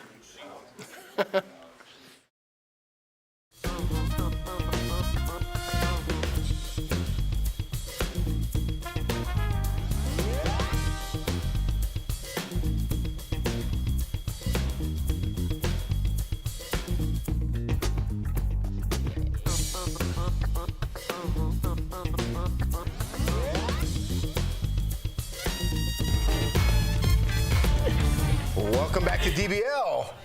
Cool. I had no idea we were coming back here. Someone just goes, "Go, Jeff," and I'm like, "Where's Sam?" Me too. Well, we were talking about how both of our grandmothers' names were Dorothy. Yes, that's what we were talking about in the break, honestly. Great aunt, Mama. Aunt Dorothy. We're going to continue to talk about that in the break. Yeah, we That's are. coming up next. Elton John drops a Michael Jackson bomb. The shocking claims he's making about the late King of Pop's mental state. Plus, Kim Kardashian's wild Met Gala look may have been a pop culture hit, but wait till you hear what Kanye thought of it. And iconic roles that almost went to other actors. We're blowing your minds with behind-the-scenes secrets when DBL comes back.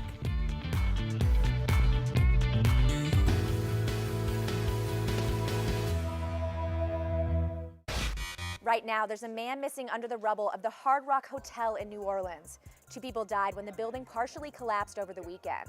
Right now, rescuers are still trying to get to that missing person, but the building is still unstable and they can't get to the areas where they think that man might be. Hey, this story is developing by the minute. I'll be sure to bring you updates when I have them. Parents, are your kids in an unusually bad mood today? I might have the reason. The popular game Fortnite has gamers freaking out after the game put a black hole on the screen and left no way for users to play.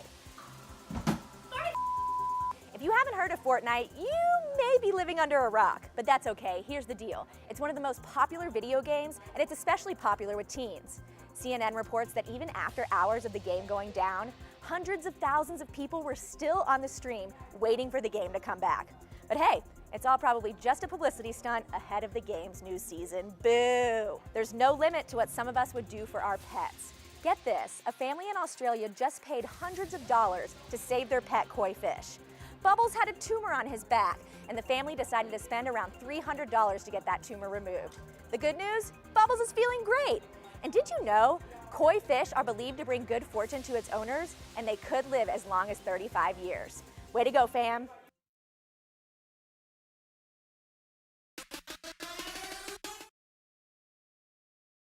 Daily Blast Live. Got a hit show. 100%.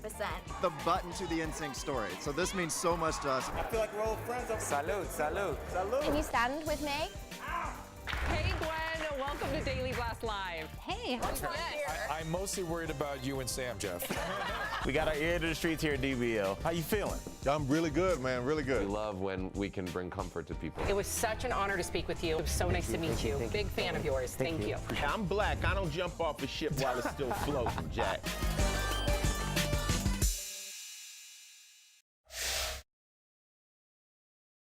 Live. We're talking about what you're talking about.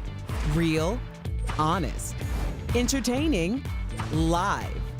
DBL starts right now.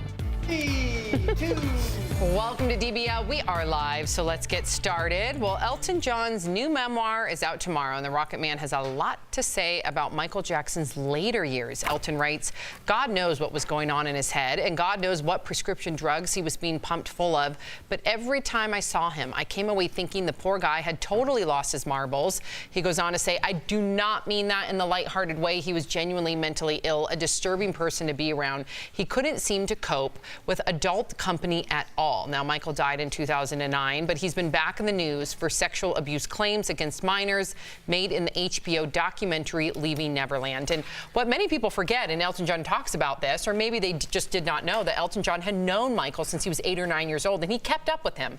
So he did see a drastic turn, especially in Michael's later years, where he felt compelled, based on his own experience, to comment about it in his memoir, but not in a salacious salacious way. At least I don't think so. Right. I think it's I appreciate his transparency because not only did he know him over the course of a long period of time, but Elton John also knows fame, fortune, and the monster that can become. And substance abuse. Right. So the fact that it even struck him as something that was alarming means a lot because this is someone who needed nothing from him when Michael Jackson was surrounded by people who wanted him for everything. Yeah, he's the only person kind of can have an objective view on this point. Did anybody ever tell Michael Jackson no, I wonder? Well, here's the thing. Aside from his father when he was younger. I mean, as he got older. No, I don't think anyone would have ever dared to. He was the king of pop. And at one point, Elton said they were at this big party and Michael would only hang out with the housekeeper's son, 11-year-old. Well, at some point, don't you think someone like a manager would have been like, hey, you might want to try mingling? No one just... He was just abused as a kid and stuck in that weird twilight of like a childhood he never had. That's why he built Neverland. I think everybody felt graced by his presence. I think you're right. Blinded by it, actually. Yeah, and I think that's what happens to a lot of celebrities, especially child celebrities. Yes. They're told yes their whole lives, and people don't correct them. They don't have a buddy. They don't have a parent to be like, what are you doing? Right. You're out of line. And if they do, sometimes they tend to move away from that person and get in a crowd that yeses them all the time. And then we see what happens with these child celebrities. Not all of them, but the numbers are high, and people always ask me, are you going to put your children in acting? You're going to do this? No. If they want to do it when they get older, let them get a head on their shoulders first, and then they could go into the business if they want to. Well said. Well, one celebrity's custody battle is getting ugly. Raquel, what's going on? Sam, Jeremy Renner's ex-wife says he threatened to kill her and also put a gun in his mouth and threatened to kill himself. Now, this is all detailed in new court papers. His ex-wife, Sony Pacheco, is looking to get sole custody of their 6-year-old daughter, Ava. She accuses the actor of being on drugs and at one point firing a gun into the ceiling while their daughter was asleep. Now, a rep for Jeremy says the accusations are one-sided with one specific goal in mind. And Jeremy just filed his own court documents and wants to go against his ex-wife. Yikes. Thank you, Raquel. It's so sad to see this all play out. I mean, we all know that there's two sides to every story. Then there's the truth. And here we all get to see it play out in front of on the world stage. Well, I think I don't know. I hate that it is like that, and I do want to hear Jeremy's side, but I think it's now up to the lawyers, and they have to put other things out to slander the other person's reputation, and that's how, and then we make our opinion based on what they say. It's like, let them handle their business. We don't know what happened. I'm sure Jeremy has a side to this. I feel bad for the kid. Of course, and that's who suffers in the end. I know. You know, it's terrible the way these big, you know, all that money involved, it's terrible the way some of these end. Yes. Wow. Well, here's a question, speaking of married couples, for married couples. Is it ever okay to be mad at your spouse for dressing too sexy? Kanye West thinks so. In last night's episode of Keeping Up with the Kardashians, the 42-year-old rapper made it clear he was not feeling Kim's Met Gala look. So here's a reminder of what Kim K wore. Okay, you guys remember that look. Kim says she spent a year getting the outfit together. Well, that didn't matter to Kanye, who called the look too sexy for a mom of 4. So, Erica, do you think that a spouse can police your look, girl? I think that he could weigh in. Anthony has weighed in before. I told a story when Anthony and I went out. Ironically, it was Kanye night. To a club. Yeah, to a club. So it was like all Kanye hits, and I was planning on getting my dance on. So I put on this jumpsuit that was more of like a really skin tight body, I'm like feeling full it. body Yes. suit. And I walked And you were out. feeling yourself. I was feeling myself. Okay. And I walked out. I love those and nights. Anthony and Al were like, and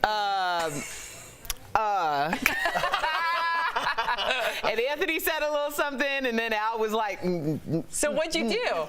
So I changed because I was like, is it that big of a deal? And I'm like, it's Kanye night. Right. Like, I was ready to get my, you know. If it was your girlfriends, maybe it would have been a different story, right? 'Cause Yes. we could have all kind of done that. But what would you say if Jordan was wearing something like that?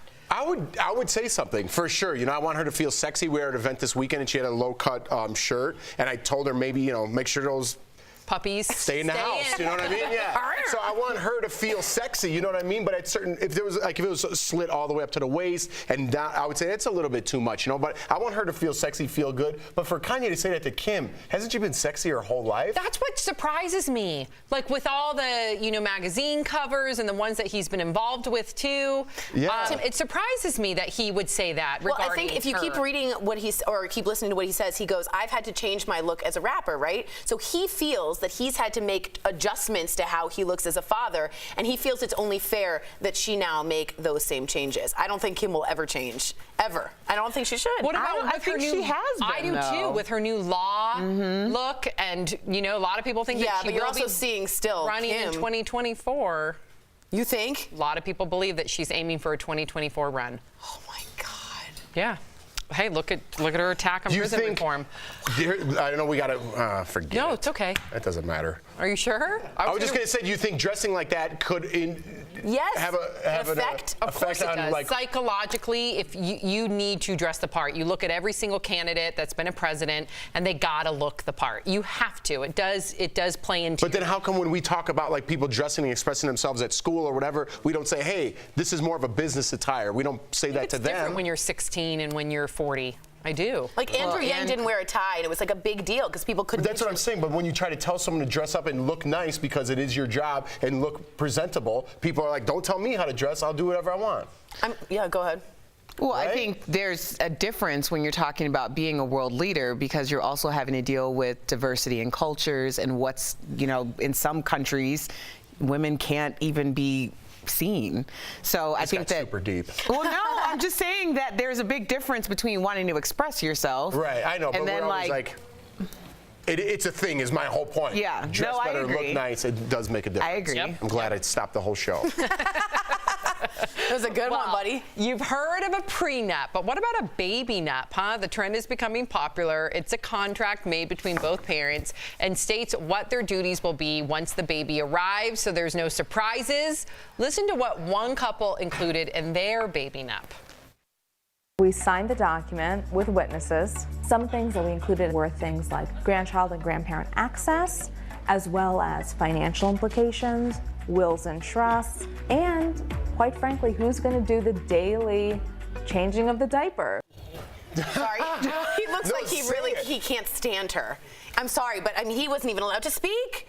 This is, I think, ridiculous. Now, I don't have kids, but I imagine it's much more flexible than that. Sorry, I came across there is a big shift to her credit. Believe me, I think this is way too sterile. I think it sets a very angry tone, a very like tit for tat mentality going into parenthood. So I don't agree with it, but I do.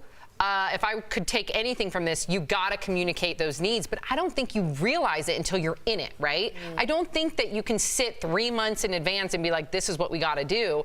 I really do think while you're like sleep deprived, the next day you're like, all right, how do we balance this out? Yeah. Or I feel like, I'm not gonna be home from work till this time. How do how do we make it work where you watch the kids Like for you 2 figure hours? out your expectations. Almost daily. You have to communicate, right? Oh, absolutely, because things are changing all the time. Your baby's personality is changing. The size, everything's changing all the time. If it's not this problem, my buddy gave me the best advice one time. He goes, listen, if you're having this problem right now, this is gonna pass, but you're gonna have a different problem. So don't worry too much about this because it's gonna pass very soon. That's so Buddhist. We'll all suffer. That's great. I thought it was just parenting.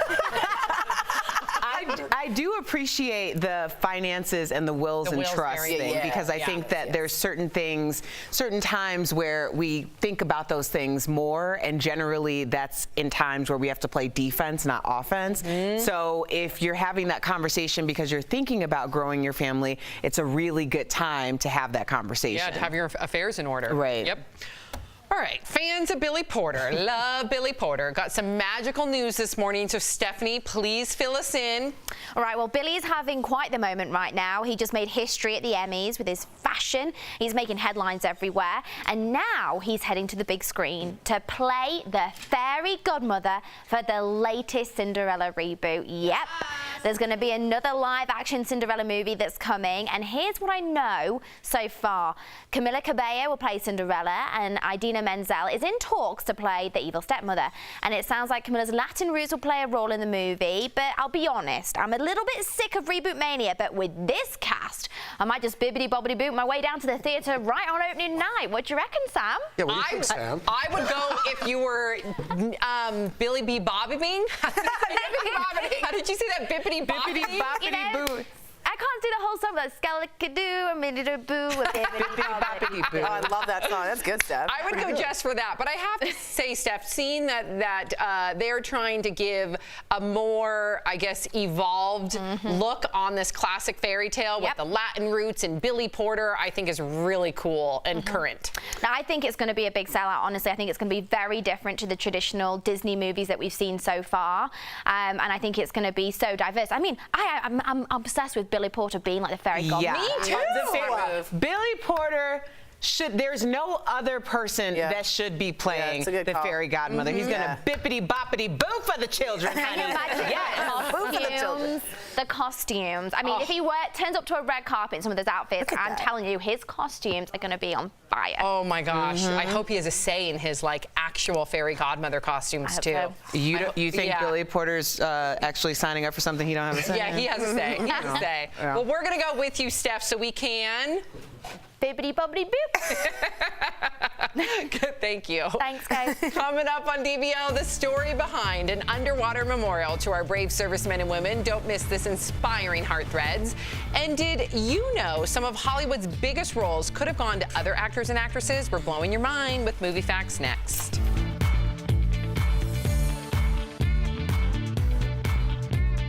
I'm a big.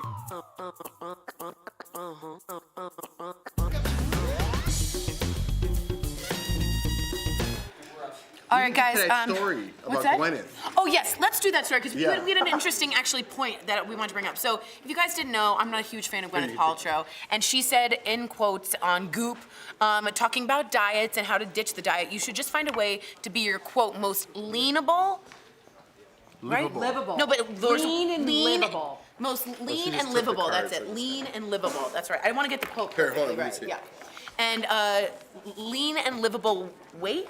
I want to make sure we get it right because a lot of nutritionists sort of said, yo, when you say livable to a very impressionable teenage girl or teenage boy who's dealing with weight issues, you're indicating that should you get all the way to the point where it's unlivable. That's the first thing I thought is like, so you want me to starve to almost death. So choices, for me, words are super important when it comes to teenagers and weight. And again, she keeps stepping on it so much so that I'm like, are you doing it on purpose? But this is, Jeff had an interesting point. Well, I said, when I heard that, so I get the point that she's making, but when I heard that, I heard, like, make your most livable life. So if you're gonna eat pizza on the weekends and stuff, that's cool, but make sure you're, like, getting after it during the week, you know what I mean? Lifestyle, and I heard I heard livable. lifestyle. Now, but you know? he's not alone with the triggering of the words, but when you read the article, it does lend to the context of what Jeff heard. But the headline of it all is rubbing a lot of people the wrong way. Yeah, and I just think if you're Gwyneth Paltrow, who's already, as you know, very thin, she's already stepped in it a lot with this issue, she's got to be almost extra careful that those trigger words, to me, I'm not trying to be too PC, but you ask any 12, 13-year-old boy or girl who's dealing with issues and you hear, hey, here's what you want to do, be your most livable weight. That indicates you almost are on the edge of not living. I don't know, it bothered me and I want to know what you guys think. Also, what do you think the cowl neck? You didn't think did it not bother you? No. It didn't bother me, but the reason why it didn't bother me was because I'm used to having those conversations with that type of context based on my lifestyle and living. So I understand how to comprehend You that. read, you but could I'm hear it also correctly.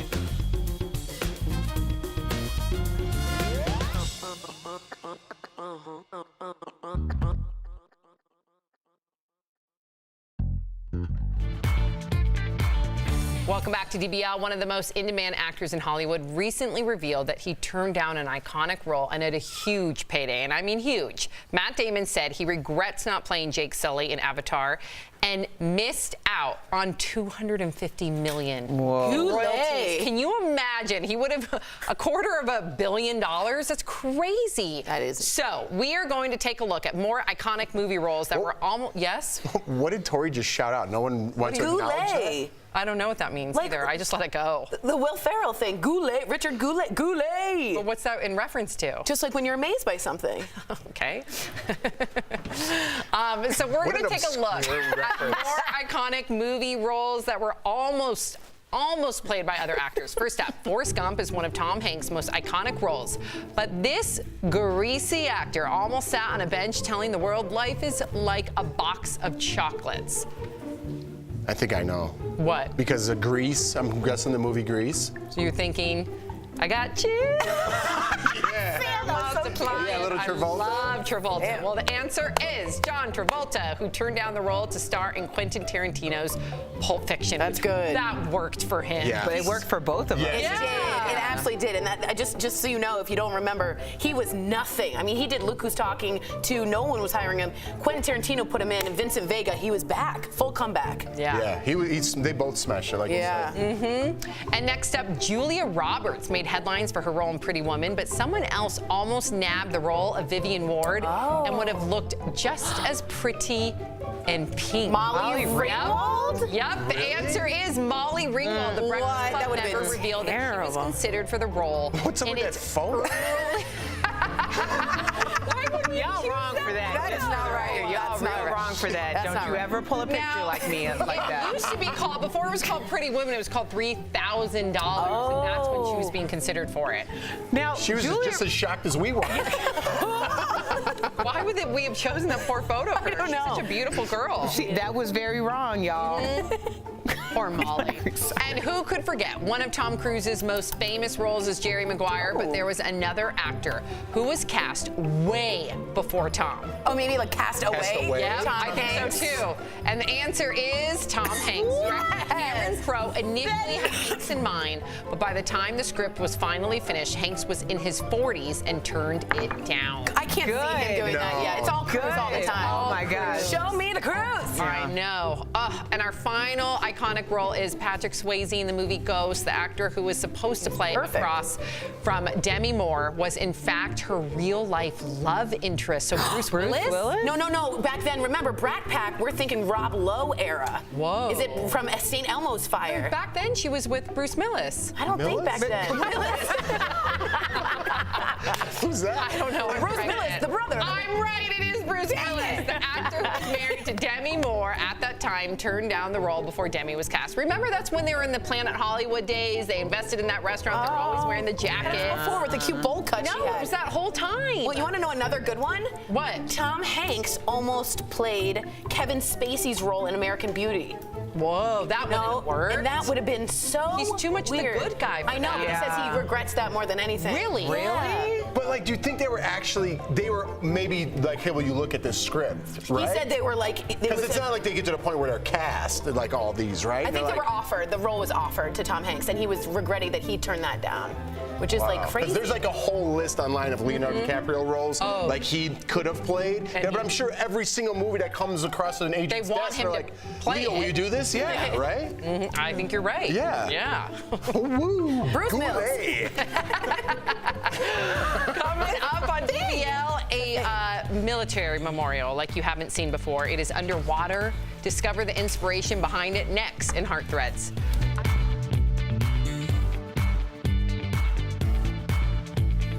Could someone be Steve?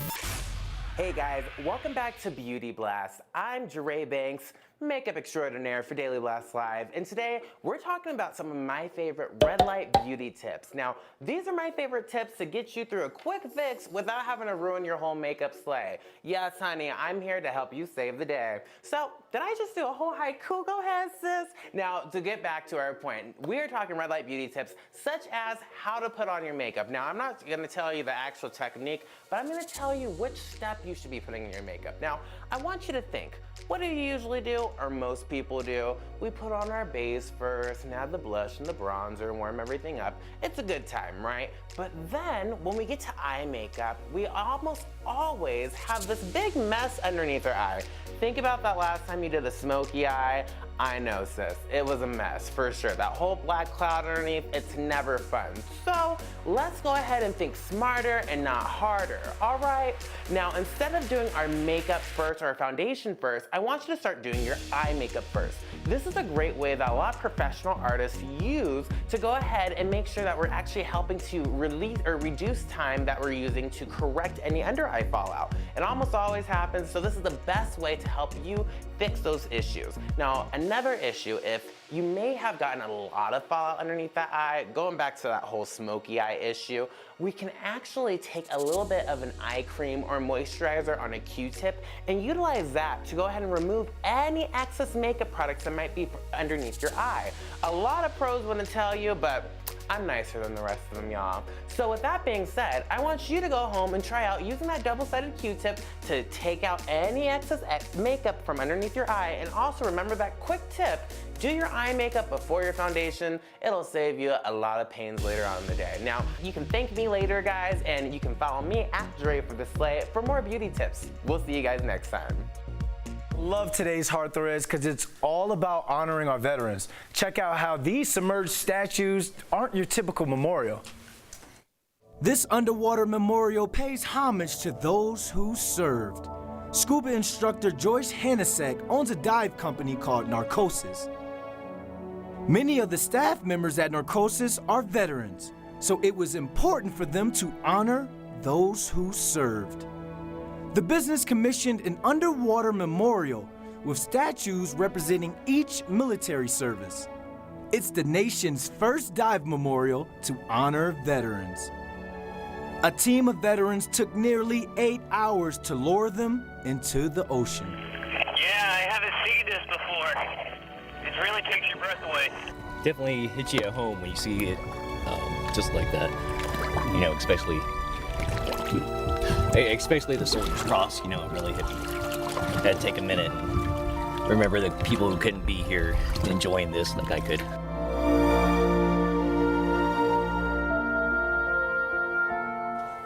That's just fantastic. We'll be right back. Promotion.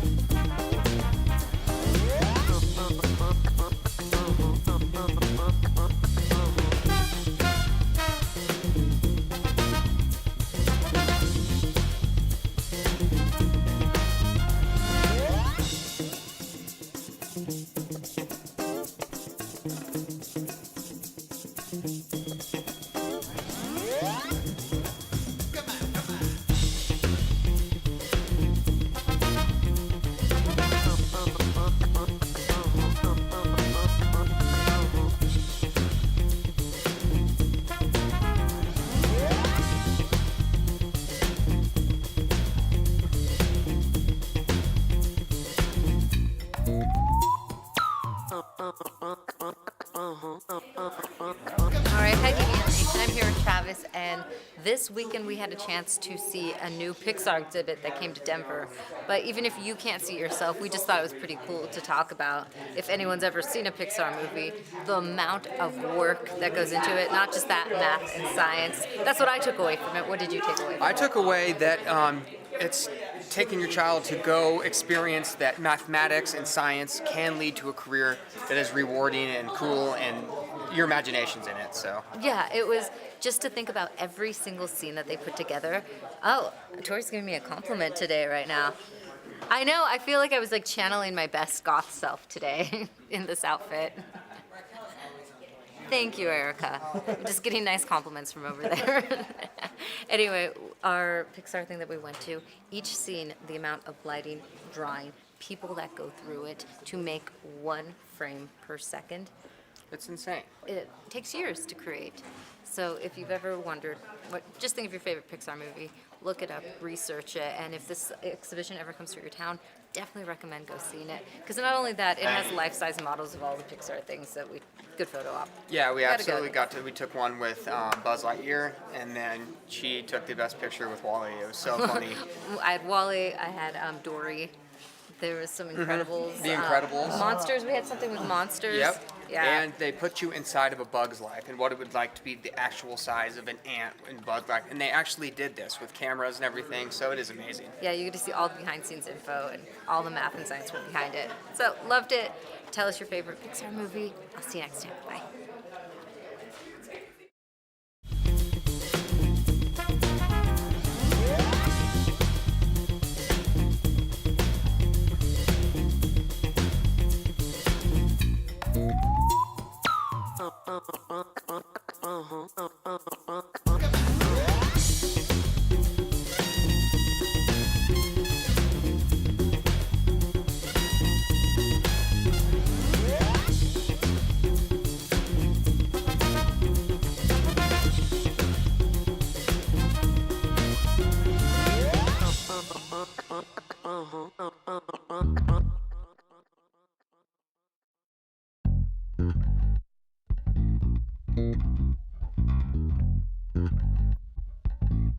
Welcome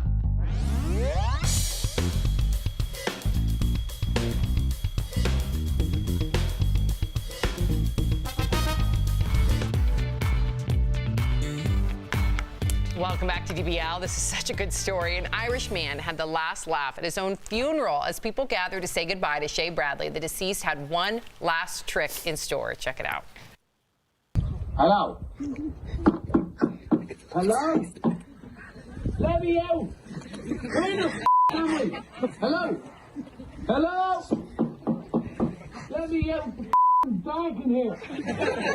Hello again. Hello. I just called to say goodbye. It's amazing. I feel like I'd have one last connection with my mom or dad, or my uncle. I love that. Now your uncle kind of had his, his way. Yeah, my uncle Leon did his own eulogy, like recorded it. Shut up. And he was an orator. This is Leon Mollett from Beaumont, Texas. Did you have any idea? Well, I knew because my mom was responsible at a certain point. It was like one of those flat tape recorders. I think, yeah, some people, people were looking around and stuff. But I think everybody kind of just knew because he was almost like a James Baldwin. Did it give you peace? Yeah, because he told his story, he ended his story, and it was all on his own terms. So I think I learned a lot about him, the power of communication, or from him, the power of communication. Yeah, because usually you lose control in death. Yeah, and you could see those people crying and looking over, and this guy's well known as a prankster his whole life, and they said the whole crowd was like, when is it going to go down? And then it happened. They're like, there it is. Oh, that is so nice. One last moment. I love that. Yep. Well, we will see you tomorrow. Same time, same place. Bye, everybody. Have a great day.